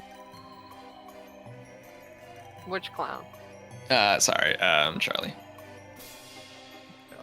Yeah? Okay, cool. Yeah, he basically just wants to say, look, you made it out of this alive. You got lucky. Clearly Yvonne is not afraid to let people die in pursuit of getting you off her ass. So, you know, you're alive. You got lucky as far as I'm concerned. So clearly she wouldn't be afraid to make you disappear. So, you know, just keep that in mind, I suppose.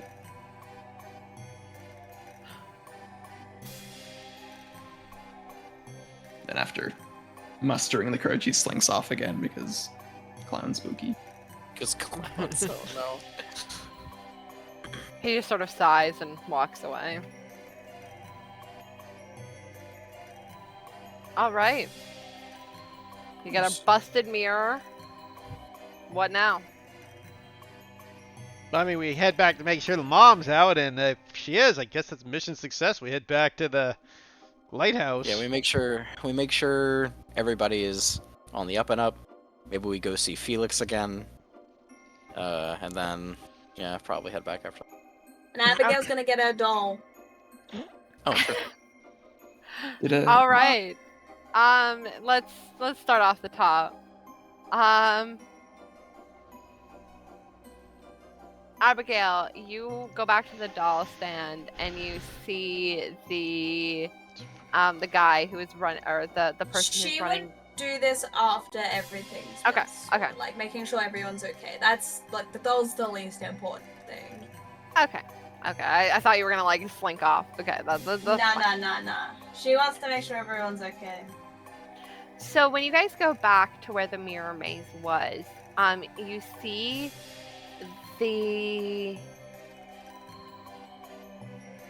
sort of a scene unfolding, and I'll vaguely describe it for you. And you guys can feel free to interject with any actions or any dialogue you want to make. But you see the names are really cool. You see Daphne and her brother now sort of with her brother with Hi, a, Elias. a middle-aged woman slinked over his shoulder. She's unconscious. You can't tell from the distance you're currently at whether or not she's alive, but he's got her sort of over his shoulder, and he seems to be like coming from where the mirror was placed. And just like, I guess taking like moving with her, and you see Daphne still sort of tending to the wounds of the kids. And as Elias walks, the two teenagers jump up and they say, "Mom!" And they like run over and to Elias, who's like, trying his best to keep this woman balanced on his shoulders.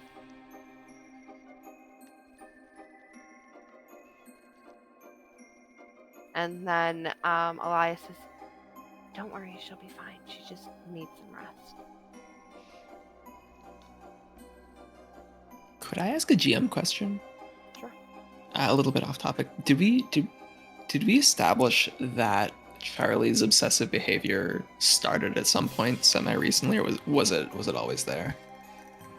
It was had always there, right? it was always there, but it had like gotten kind of worse. Okay. Don't know if we've investigated that, but I don't know if it's important. I mean, that's what we were paid for. True. Is it okay if I approach the family? Well, the mother's unconscious, but yeah, you can. Well- You can. I was more meaning the siblings, I guess. Yeah.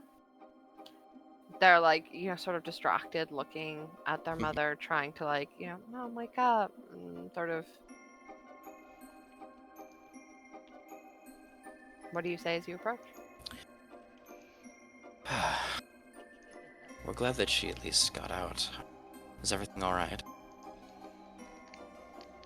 I didn't change the music when we were in the other realm, and I should have, but I forgot. It's fine.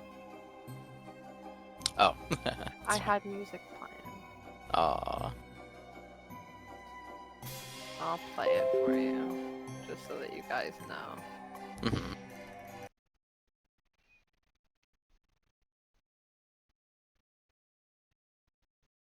But I forgot. It's fine. It's We are alright. Fergor. Part of the reason I kind of like to do the load music on the scene is so I don't do that exact thing.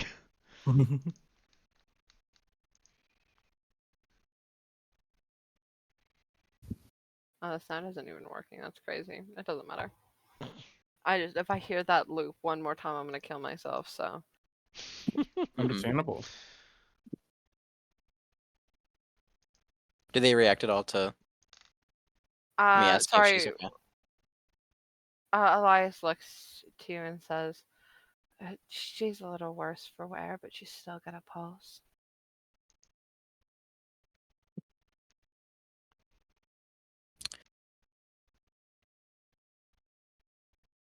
He then like ponders something to himself for a second and then says, do you mind if I ask you a question on finance specific? Trust me, this has credence. Elias looks at you, considers for a moment. I can only answer with information I have, but yeah, go. I was mainly going to ask if Felix or whoever the showrunner is around these parts Felix. offered you any form of medical insurance, I suppose, for situations exactly like this. Well, we're not the ones who got injured. They were. He looks around at the present company. Non-circus folk.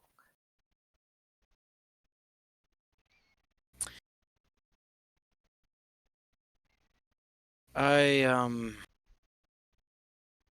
wanted to extend my apologies for my behavior.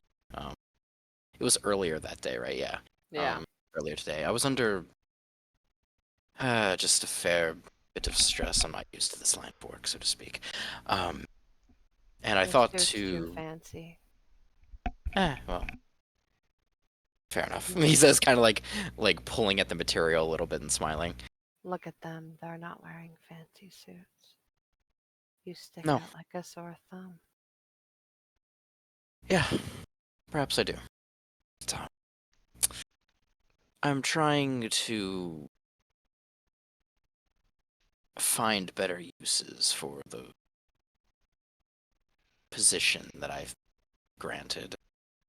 And for those that were hurt, those of your troop, if you all did not have the best insurance under Phoenix, I was going to offer my own platinum card for covering things, hospital stays, sutures, bandages, rest, whatever you all would need. Medicine, even a full psych evaluation as well. If you want to cover their hospital stays, I can let the doctors know. Sure. I'll send Rocco by later and I'll have him run through the procedure with all of you. But yeah, just thought I'd, try my best to help. Sure, it's appreciated. Of course.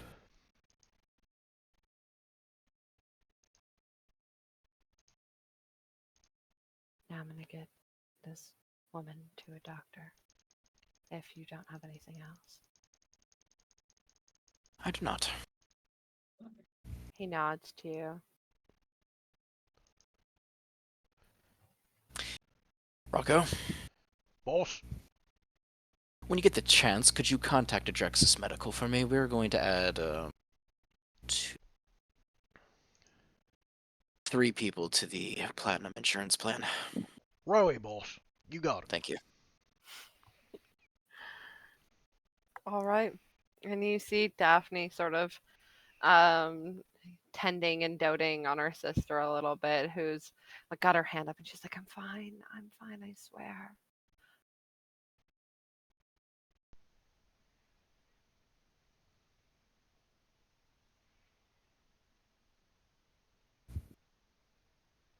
Do you guys do anything else?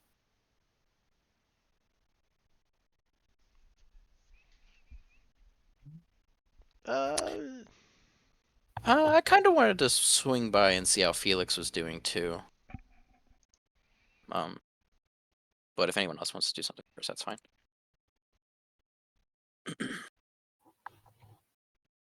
I guess I'll see how Abigail's been doing. I did kind of leave her high and dry, so I'm not.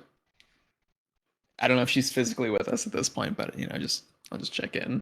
He's a spirit. I mean, if everyone's there, she'll be there, but I'm assuming people kind of split a bit. Mm-hmm. I think everyone's like in the same general vicinity. Like you guys just went to go check to see if the mother was found and alive, and now you guys all go. Yeah, I guess Sway just goes to Abigail and says, "Hey, I'm sorry for ditching you. Just something in my gut called me." Oh, you're perfectly fine, darling. I hope you had a great little adventure. Yeah, it was great. It was great. I'm sure they really appreciated your help. Yeah, I threw matches. It was fun. That sounds riveting. I killed like two ghost men. She's I guess like I giving don't know this that they were very men. exaggerated, like nodding along, like biggest grin. She is so thrilled to be hearing this story. Let's go. Not condescending in the slightest. Not condescending. She is so excited. Well, I'm glad she doesn't hold a grudge. All She right. lives in her own world. Also, he waves to Uh, Jeremy. But obviously, you know. Can I talk to Abigail too? Sure. Yeah, it's just Quentin opens up with because again, because she never explicitly went in with us, did she? No. Yeah, okay, then I think I'm sorry, I don't believe we've met before. My name is Quentin. I believe Hi, you are. I'm Abigail. Pleasure She to like meet you. grabs your hand immediately. She doesn't even ask for permission. She's like literally like grabbing your hand to give you a handshake with both hands. Uh Quentin allows this, his smile unmoving, and he just says, "My, you and that, jeez, me with names. You Rocco. and Mr. Yeah, but he calls him Mr. Stahl, so I'm trying to keep up the continuity. Um, you and Mr. Stahl seem to have that much in common, at least. What do we have in common? Oh, the less inconsensual movement of arms. Only difference is that I didn't need to reset my joint this time. I hope you're okay. You look fine. Oh, I'm more than well. Perhaps, well, he takes a pause. Apologies, that was a lie. I am less than fine, but I'm still happy to meet a person on the, whatever world we are currently, well, our world. You're, She is you're not still humanoids holding your too, hand. right? I'm. I could be. She like is giving this the most pondering thoughts in her mind, just kind of like zoning out a little bit. Anyway, how are you? You were in there for a bit, weren't you? Do you have any adverse effects? She like lifts up your arm, sniffs your armpit, kind of like looking over you, getting like really close. Quentin takes this all in stride. To him, this is a slightly unorthodox but welcome checkup, as he is quite literally incapable of turning his head 180 to look at his own back and things of the sort. And while she does this over, he gives her an sort of dissertation, and it's just like things along the lines of. There are several instances in which the shadows had nearly had me, a couple of times in which they have left a sort of interesting, well, I can't exactly say it is a biohazard. I'm still not entirely sure if they're alive to begin with, at least in any way that would be recognized by our current understanding of biology. Um, however, hmm, ever since I was there, and, well, even after leaving, my throat seems to be a bit more constricted than usual, though this seems to be happening a lot more recently with more supernatural occasions and the like. So perhaps it will get better, perhaps it will not. I'm not entirely sure. You Are must be you? allergic. Perhaps. He kind of like waggles his finger, like, that's a good idea. Yeah, good point. Oh, perhaps did you want to look at my back? I have not been able to check it recently. I felt a decent rake, as though somebody had taken a scythe to my skin and tilled it like farmland, but I was never able to quite look at it myself. What is Quentin wearing? Lab coat, sweater vest, and polo combo, the likes. Sure, and she will like literally like pull like the coat up and like reach her hand like up your like clothes, like in your back area, and just like feel around. He's still completely fine with this. And he's just gonna keep yapping away while she's doing this. just more so curious as to what she will find and or think. But honestly, at this point, like me personally, I'm not even sure if she's taking notes as much as she's just breathing it in this experience. I don't know what she's doing this for, but Quentin, he only asks academic questions. She's mostly seeing if you're okay, more in the like magic sense kind, but obviously if there's anything physically she could feel that someone not specifically trained in medicine would be able to gather, she would, point that out.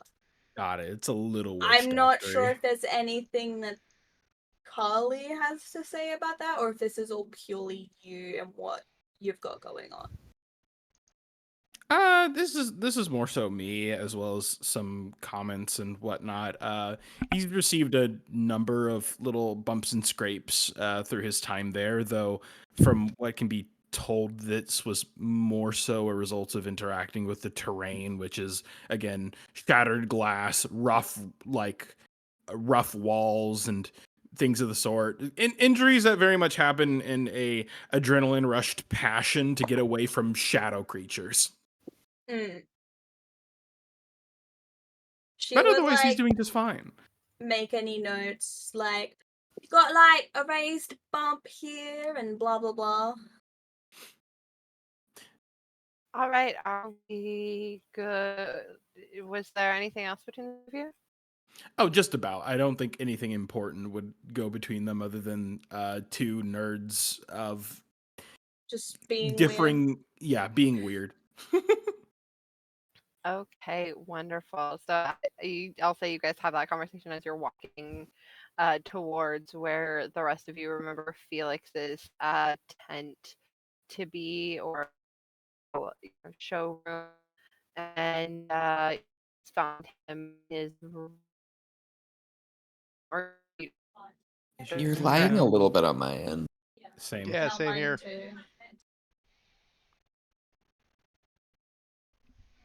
Oh, did we lose Carly? A message from the government of Canada. That's better. Yeah, my Discord's been acting fucky today. So as you guys approach sort of the door and you get to the entryway, do you guys say anything, call out to him?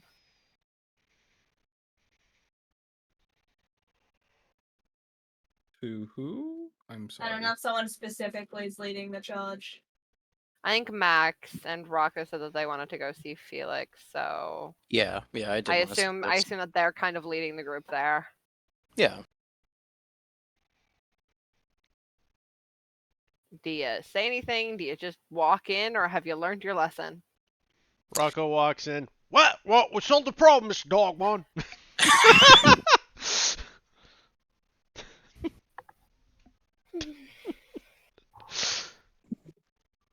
He looks up at you with a wide smile. He says, yes, come right in. The rest of you too, if you'd like.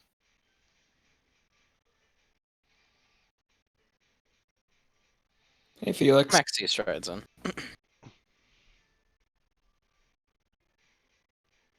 Wonderful, wonderful. I'll come in as well too. Fuck it. Right, so, everything was taken care of. For fun, roll me Quentin, roll me a sense. Ooh. Okay. I want to succeed. Fuck it. I'm wasting a drive on this. I literally just want to see whatever is happening. It's a really low risk. I know. I just want to see what you got. It's just it's your first time meeting Felix. So you see through the illusion, and you see this creature just sitting down at a table, laying out cards for himself. Looks like he's playing a game of solitaire. Is he like actually small, or Yeah. what was the illusion prior? A tall, really average looking middle-aged man. Kind of Hmm. handsome. Well, kind of handsome, but like, nothing super stand out about it. Like average handsome, like plain handsome. Hey, man. I will not comment on that. Anyways, what's it called? I think Quentin couldn't help himself so much as, I mean, he remains a pleasant smile and whatnot, but like notably his eyes have drifted downwards. And he remains silent because he's not entirely sure if he should be seeing the things that he's seeing. And, actually, no, I lied.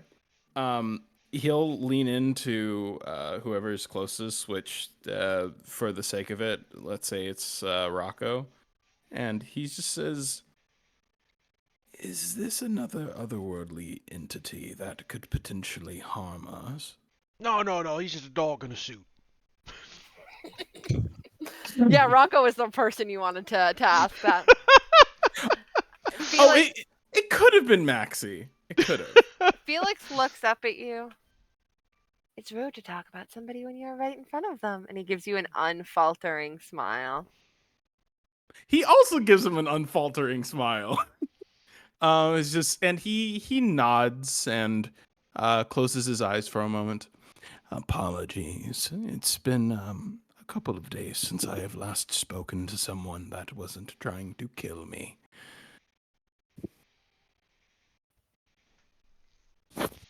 He smiles or like he keeps his smile. His expression changes not at all. All right, was there anything else you needed from me?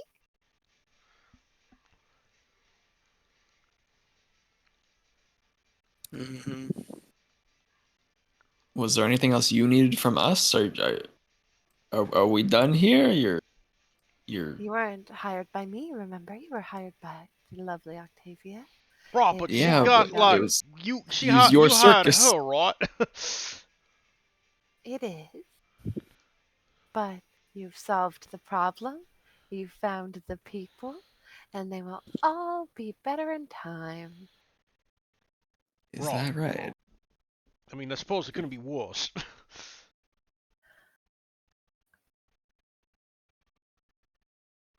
Would you like to play me in a game of cards? Yeah, kinda. All right. He deals. Missed out last time. He deals. Please take a seat. Of course. Have there already been bets made? I'm not sure the bets can be quantified in money. There are no bets. We just play for fun. I will refrain from asking for a vial of your blood then. You can have it if you want. His pleasant smile turns into one of almost like slight childlike wonder. Roll me a d6. Oh, me? this one is supposed to be the open one. Yeah. Okay. Me? No, For gambling. Suede. We're playing cards. Right. Very good. That's very good. And this is where we Good find try. out Suede never comes home again. Good try, but it seems I win this one. Care to play another hand? I'm starting to think the cards aren't on my side tonight. I'll bow out this time. Rocco, since you got it the first time, I'll allow you to make I'll allow anyone in the room actually, but a maximum of 2 people. One of which being Rocco, and you can fight for whoever gets the other one. But I will allow a read or a. Let me look at the thing to see what this would be. I would like to. A read or a focus. I will do a read because it's Rocco's job to always. He's always watching that shifty dog, especially when there's And if you'd gambling. like to do a read or a focus, Quentin, you can as well. I'll burn my last drive because why not? yeah. It's the end of the day. Yeah, sure. I am out of drives. I'm really I good will at also focusing. do so. Fuck it. Critical success. I can read this guy. Oh, good, good. I'm so glad you got this, Rocco. Quentin, Oh, you can tell which is what Rocco got the first time, so unfortunately it's not additional information, but you get it now, Uh-huh. that he's gaining something from playing the game with you. Oh. Oh. Rocco, you knew this the first time. You knew that he wasn't making any bets, that he was just playing the game for the sake of playing the game, and that he got something out of it that you couldn't quite tell. But after your experience and sort of realizing what was here at this circus, you see it now so clearly. When he plays the hand, his fur gets a little brighter, and his eyes get a little bit brighter and clearer. You think that in some way he sustains himself off the energy or the entertainment of others. Rocco just looks over and I love how Rocco gets the crit success for that. I can't fucking do combat, but like when it comes to reading a dog, man, he's a master right now. and your additional bit of information is that he took a little bit of energy from Suede, but not enough to hurt him or injure him or even for Suede to notice, but just a little bit. Rocco's just gonna lean in to whisper into his boss's ear. Yo, boss. Yes. Cat, they got it. Did you hear that, Cat? They got it. I'm so happy. I'm sorry. What did you say, Rocco? Rob, boss. Here's the thing. I think I think that guy feeds off of like pleasures of the other people, right? Okay. Interesting. I'm thinking, he might make a good business partner in some of our more red light district areas, boss. I think I have a better idea. Why don't we just have him show up at our own casino as a guest from time to time? We could always offer I'm sure with how much he likes games and with what, with what he could get out of the deal, I'm sure that he could find it as a very suitable side hustle. Right. I mean, it's something we'll think about at least, right, boss? Do you often come to people's rooms and talk about them as if they are not there? Yes, I do actually. Honestly, constantly, sir. That is a strange habit to partake in, especially if you would consider us business partners. And he's just smiling at you. That just means you'll be able to get used to me all the more quicker now, won't it? He says, winking at him. I suppose it shall. Why don't we make a deal, you and me? I love making deals. All right. You will be able to get all of the let's just say vitality that you would get from the games that you play amongst the myriad of let's just say affluent people that come in and out of my casino.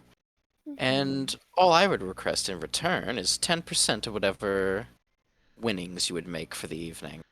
I can tell you're quite good at the game, so I don't feel like I'd be losing out on much. Oh, And all you have to do is gain. What a good idea. Perhaps in the fall, when it is our off season. I become very bored in the fall. Less circus goers to be had. Less adoring crowd. Fair enough. And to make things all official-like, Rocco. Yeah, boss. Could you fetch me the business partner arrangement contracts? Right, of course, boss. And Rocco goes into his freaking Pulls it out of his shirt pocket again. Puts on a pair of glasses for notary purposes. Speaking of partners, hey Felix, so what's up with Ivana? I know she's not into, not into Charlie, but what's going on there, huh? His Suede. Sorry, go ahead. No, it's okay. Suede. His smile doesn't falter from his face for a moment, but for a moment you swear you see a little hint of anger in his eyes. She will be dealt with. Well, Yeah, she will. Up top. Suede. Right, well, if I might say so, I get she did was wrong, and I don't condone it at all. Gotta admit, I gotta expect anyone who could take a punch like that.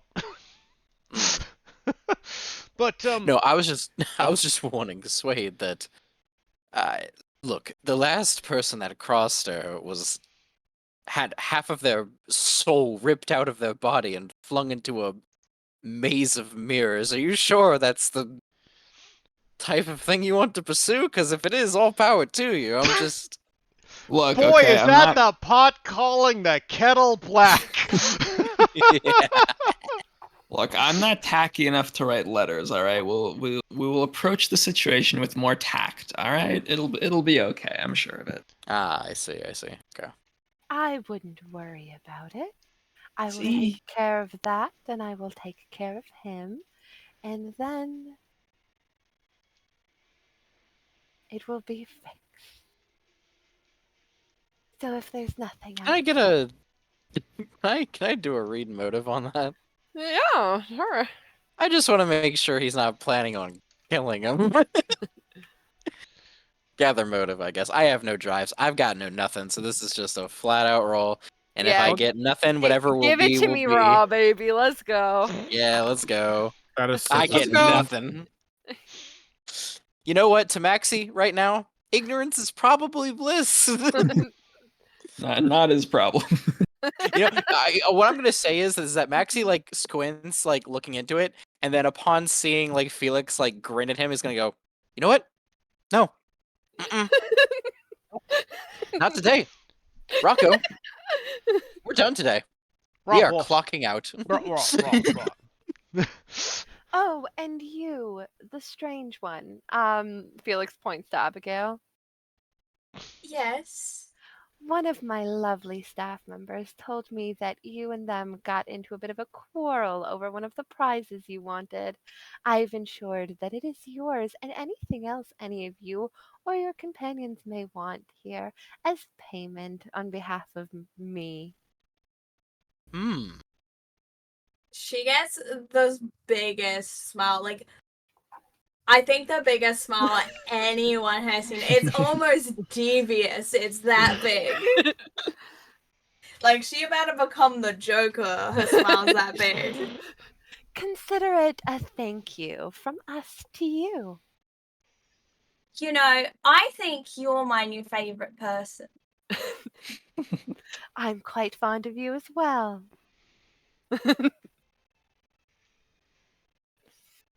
All right, so did you guys have anything else for Felix? Not to my knowledge. Carly. That's and also, me. I guess Heath as well, since you also DM. Yes. These types of things. One of the Slink's personal goals is to strike a deal. Oh, don't worry Throughout the about the course goals. of this counts, we for we sure. don't play with the goals. We Oh, we don't play with the goals. We don't really play with the, but this counts. Like that would for sure would account. Yeah, exactly. But we don't play with them because they're for leveling up purposes, and the leveling up in this game kind of sucks.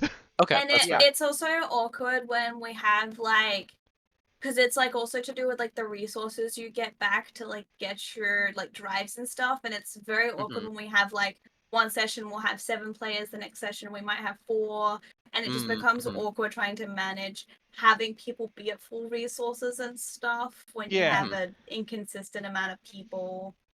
That's fair. So we I was just just curious as to reset what it after did. every game, but and we level up. Speaking of leveling up, this would be where we level up today. Yeah, we do. We'll wrap up first. So I'll bring you guys back. if you guys didn't have anything else. Nothing on mine for Rocco. He's pretty happy. I mean, if the lady dies, I suppose that's no skin off his back. He did like, he's like, you respect her. You can take a punch, so he respects her for that. But boss is the boss.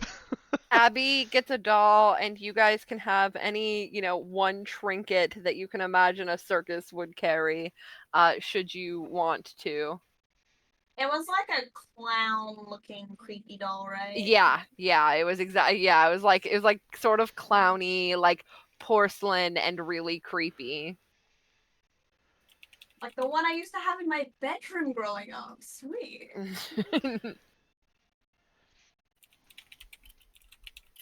So he takes like one of those sticky hands, you know what I mean? Like they're like long and gooey, and you slap them on things. Yep. Perfect. Okay. I think Clinton wants cotton candy. You can get cotton candy. Let's go. Yeah. Okay, you guys make your way back to the wrong map. Cool. You guys make your way back to the speakeasy. You say your passphrase. You go in. Is the door repaired? The door has been repaired. And you're Rocco? leading. Sorry. No, he's not breaking another door. What do we pay for? You didn't pay for anything. Oh, true. Where are we? So, Quentin, you hear them walk up to this, like, what is a sort of an industrial complex. They say a funny little passphrase that I can't remember at the present moment, but I can find it if I need to. Stumbling foxes never sleep. Yeah, that. And then, they are allowed entrance into this sort of bar type area.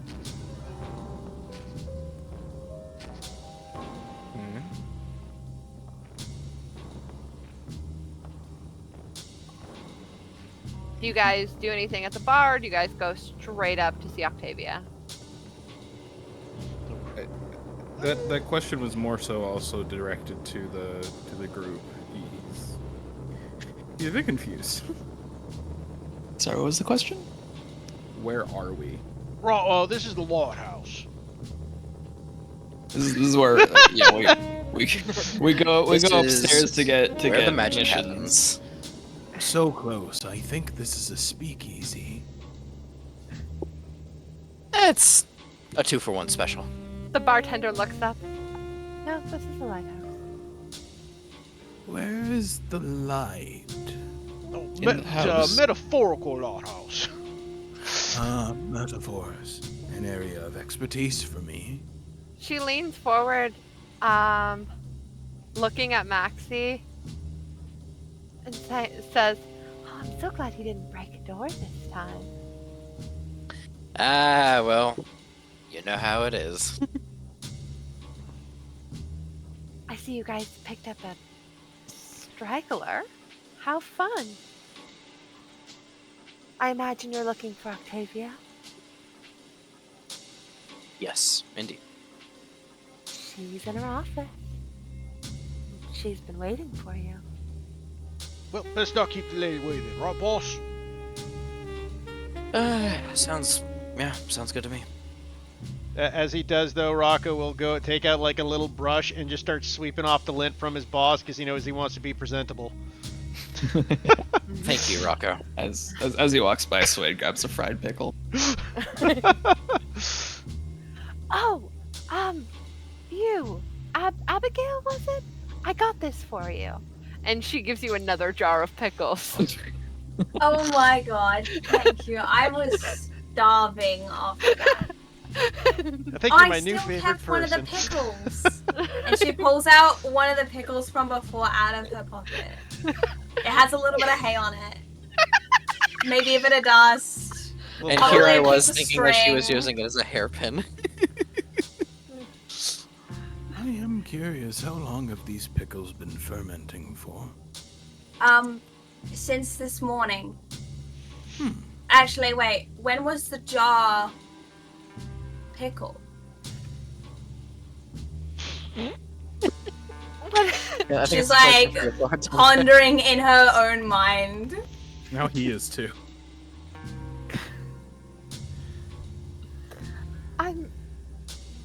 The pickles are about a week old, if that's what you were asking. I think that's what you were asking. I'm not sure. About a week.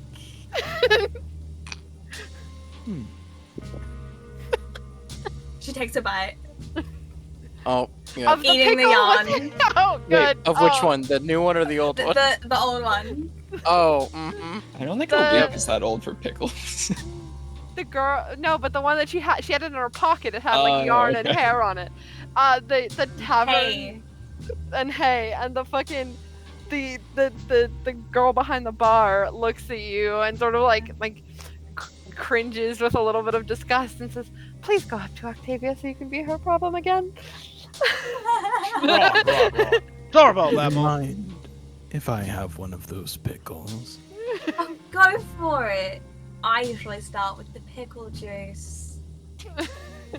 Rock the She multiplying opens the balls. jar Let's for keep you. moving.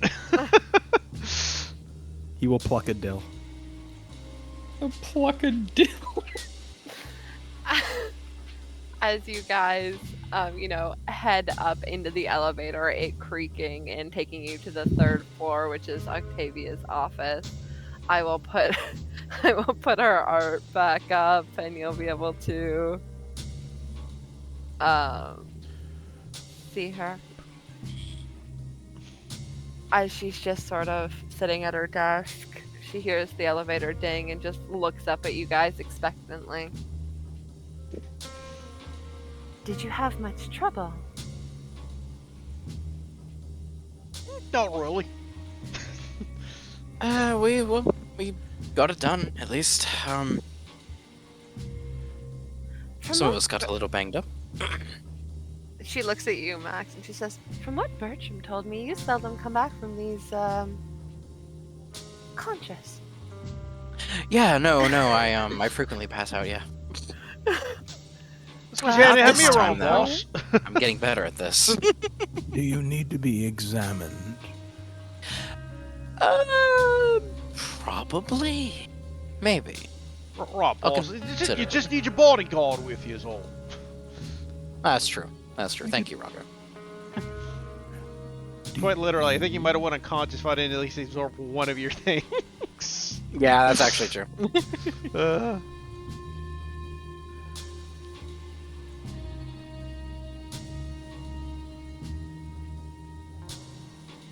Any notes? Any fun things that you've gathered?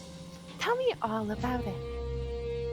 I have a glass of, or does anyone want a glass of wine? I bought a bottle. Oh, right. You know what? I forget. I brought one of them there artifacts for you.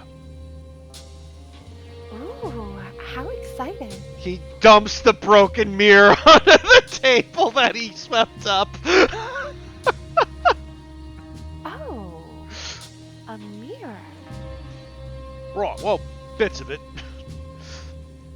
Didn't Maxie bring like a clock thing? Oh, I did actually. Yes, I brought a little. Thank you for reminding me. I open up my little satchel that I've been carrying, and I produce a. What was it like? It was like a It's like I know, like It was an like a ornate sort of medium-sized. medium-sized metal, like steampunk kind of timepiece, like a desk Yeah. clock. Yeah, and I show it to her to see what her reaction is. She smiles wide. Is this for me? Yes, it is. Oh, how lovely. She like holds out her hands.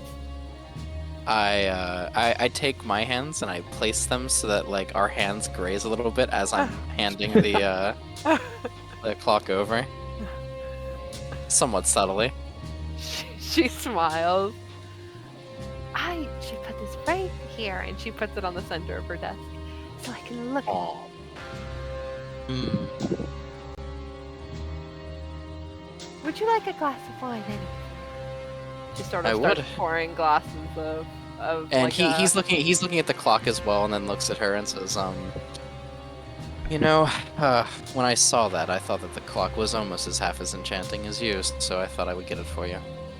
It seemed like an excellent addition for your room, he says, looking around. I do like timepieces. Thank you. It's- Oh, He'd like a piece of you sometime, am I right? Oh my god. Sorry, Juno, what were you saying? I need to like take a moment from that one. Sorry. That was hot and ready. Jesus. Did you say that in character, Zach? Yeah, sure, why not? We'll come back to that in a second. We'll loop back to that one. What were you gonna say, Juno? I think he said he needed to take a moment. No, I don't remember. Oops. Okay. I'm sorry. No, it's okay. What do you mean a piece of me? Would you like one of my staples? He says, looking to Max now. Yes. She looks at her shoulder, rips one out, like squinting a little or like wincing a little bit at the discomfort of it, and then hands it to you. And then like she like takes both of her hands, putting them around your one hand, putting it into the palm of your hand, and then closing the palm Closing of it? your yeah. Meets her gaze and just kind of smiles at her and pockets it. And then takes a sip of his wine. are you?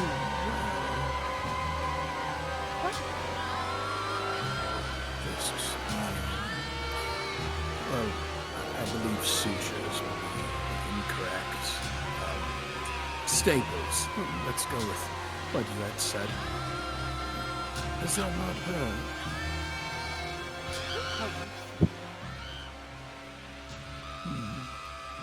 How long have you had to do this? The staple? That and, well, you see, I've only recently been introduced to the idea of humanoids and the supernatural outside of, well, I suppose they call it backwoods textbooks and the like. So, forgive me, I'm still a bit new to this. I'm human, I'm no different from you. She says with a smile. Oh, I apologize. I hope I didn't mean any. I did not mean any offense by that. None taken. I suppose then. The stapling I've done for. I've been a lighthouse keeper for about 2 years now. Lighthouse keeper. Yes, this is my lighthouse. Is he not even in Candala Obscura at all? I don't She, like, think looks- so, ma'am. I'm rest still of you- attempting to find the light here. Right, He's well, from the mirror. Right, yeah, he was from like the mirror dimension. And we just kind of picked him up. Oh, well. Welcome. She like goes over and like offers you her hand, this time not violating any personal boundaries. He takes a hand, but almost forgets to shake it and just kind of clasps the hand and just says, What is a Candela Obscura? We're an Roll credit. organization. An organization that finds the bleed within the world and seals it away from people who maybe couldn't handle this type of thing. There are So several you're lighthouses. all doctors. No. Bleed is magic. Don't worry about it, Corruption. Doc. I thought the same thing. Magic. Yes, like the creatures that I imagine you encountered tonight. To be quite frank, up until perhaps 3 hours ago, I was still convinced I was having a severe hallucinatory reaction to something that I had breathed in upon entering the circus grounds. Does that not happen to all of us? Severe hallucinatory reactions? Yeah. Well, I suppose so. She looks around to the other Candela Obscura members. Has that not happened to any of you? I know it's happened to her. She points to Abby. Maybe you too, pointing to Rocco. I'm not sure, Mom. I'm not sure what he's getting on. I'm not sure what she's getting at either. Maxie says, with his hands on his hips, looking up at Rocco. She turns around and puts her glass of wine in her hand, or between her index and her middle finger, and sits on the front of her desk, sort of crossing her legs. Interesting. Well, there are several lighthouses here in New Fair. New Fair is the city in which this all takes place for the most part. There are several lighthouses in here. I'm one of a few lighthouse keepers in the area. This lot usually reports to Bertram. However, this time, they reported to me. How fun. We have a medical facility on the second floor. If any of you need wounds tended to, or just to sleep before you head home to your loved ones.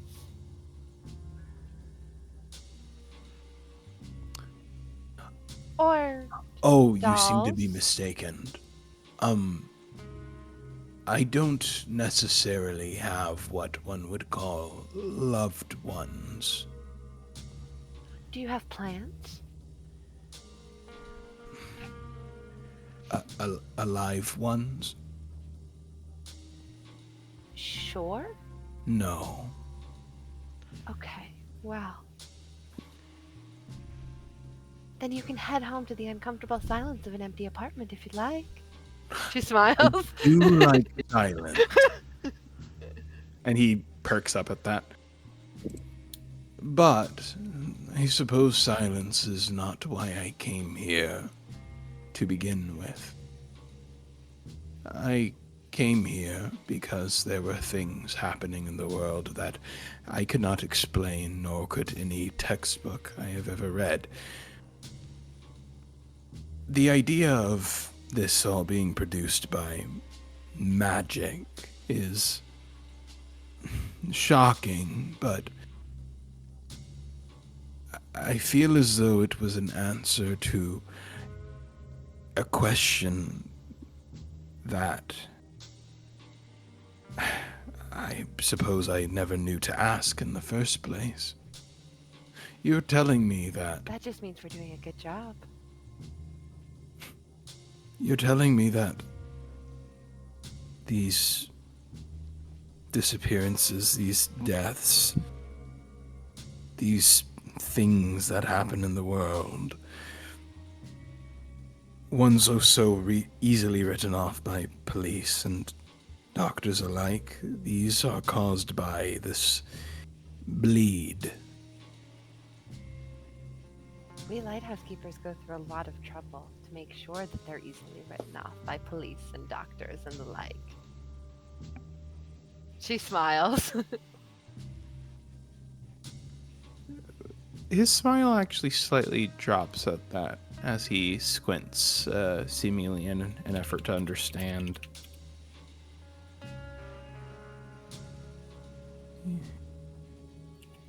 Then...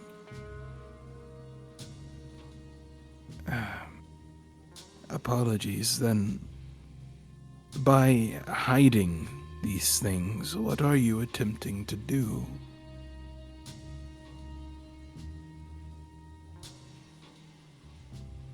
Her eyes drop for a moment. And this is why I don't train new members.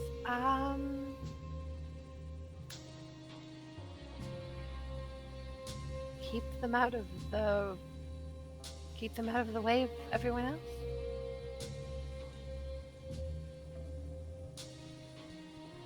Stop people from dying, that stuff.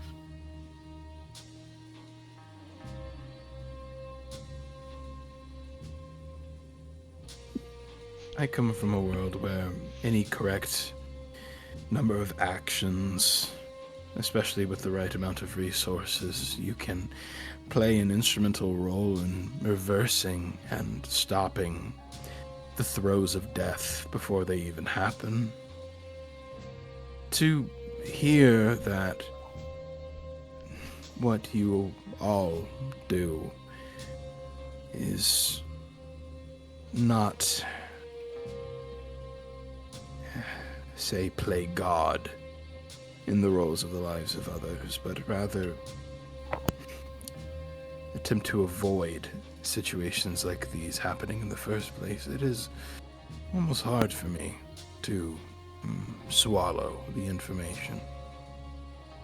Well, I'm sure you can use the portion of the pay that you get to hire a therapist. She says with a bit of a smile.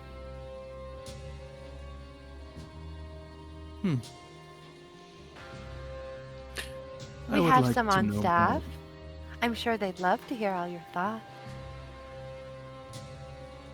No, I don't believe that will be necessary. I'm pretty sure we have someone trained within. I think most lighthouses have them. She looks towards,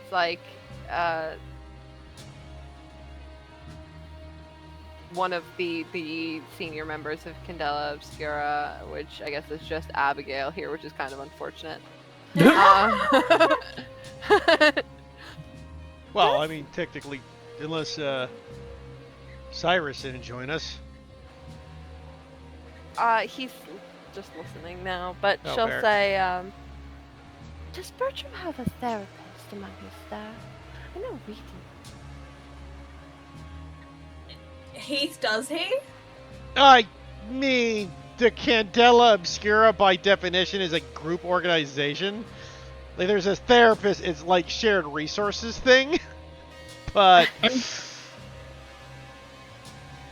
Is that a yes? Kinda? I'd imagine it's the same person. Okay. 'Cause, Well, like- I guess I'll just answer this as Abby would answer this then.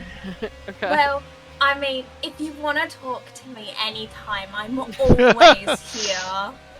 Oh, I would love to figure out what goes on behind your eyes.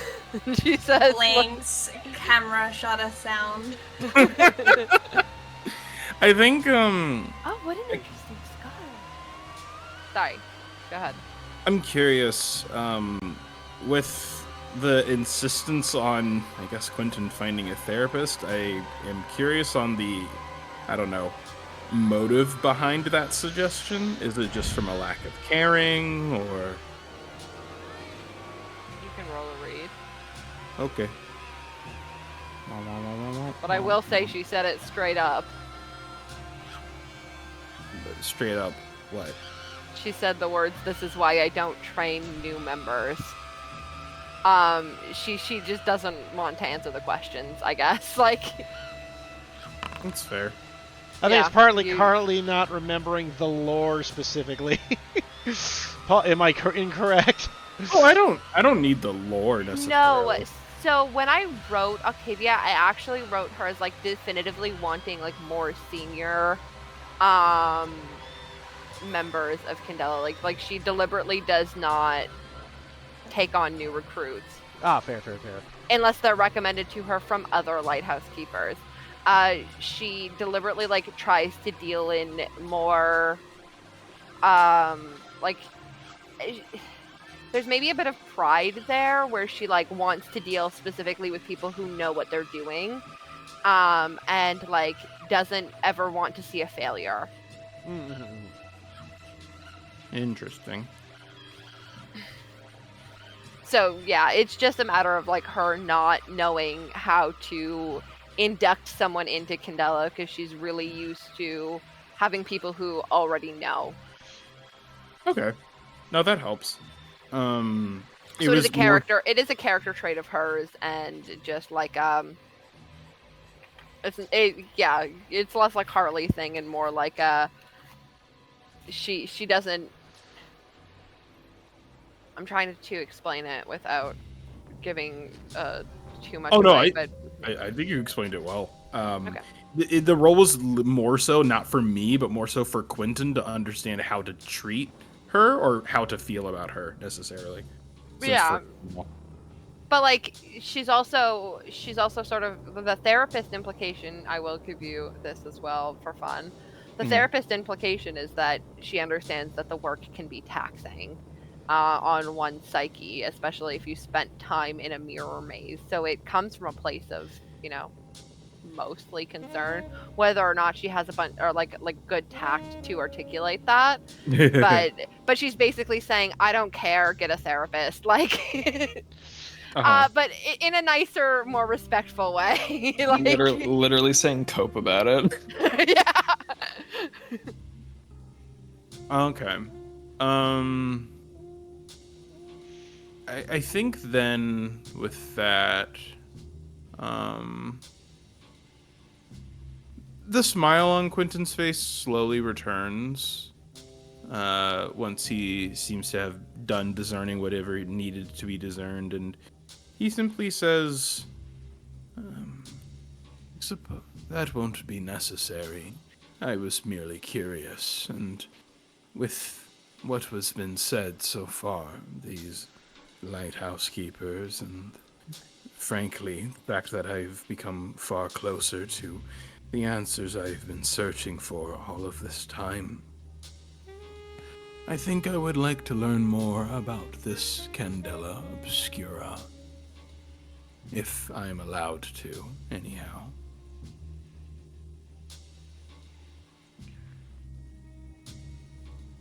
Yeah. For sure. She like shuffles around her desk, hands you a piece of paper with Bertram's phone number on it. Ask him. And it literally says Bertram at the top with a sorry. It'll be so great to have you on the team. Quentin looks up and smiles at her. Just a genuine smile plastered on his face, and just says, I appreciate your welcomeness. You gotta get that neck looked at. I think it's fine. Yeah. Oh. Yeah, you would. It has been like this for several years now. A patient in his death throes had suddenly reached up and grabbed me by the neck and whispered things into my ear before suddenly passing away.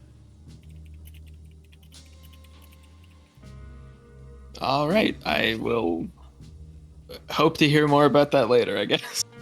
Right, like, boss, you want to kick back to the casino? Oh, wait, one more thing before you guys go. She takes another piece of paper from her desk and writes something on it and hands it to Max. Oh. Takes it. It's a phone number. Let's go. Oh. Interesting. Very interesting. I hope it's not hers. You know, I had a... It'd be hilarious if it's just it's the therapist. Yeah, it's Bertram's again. Crystal, how do you not wish happiness for me? Oh no, I wish happiness for you, but not for Maximilian. She got the number cards mixed up. Gave Quentin's hers, and oh my god, that is so funny.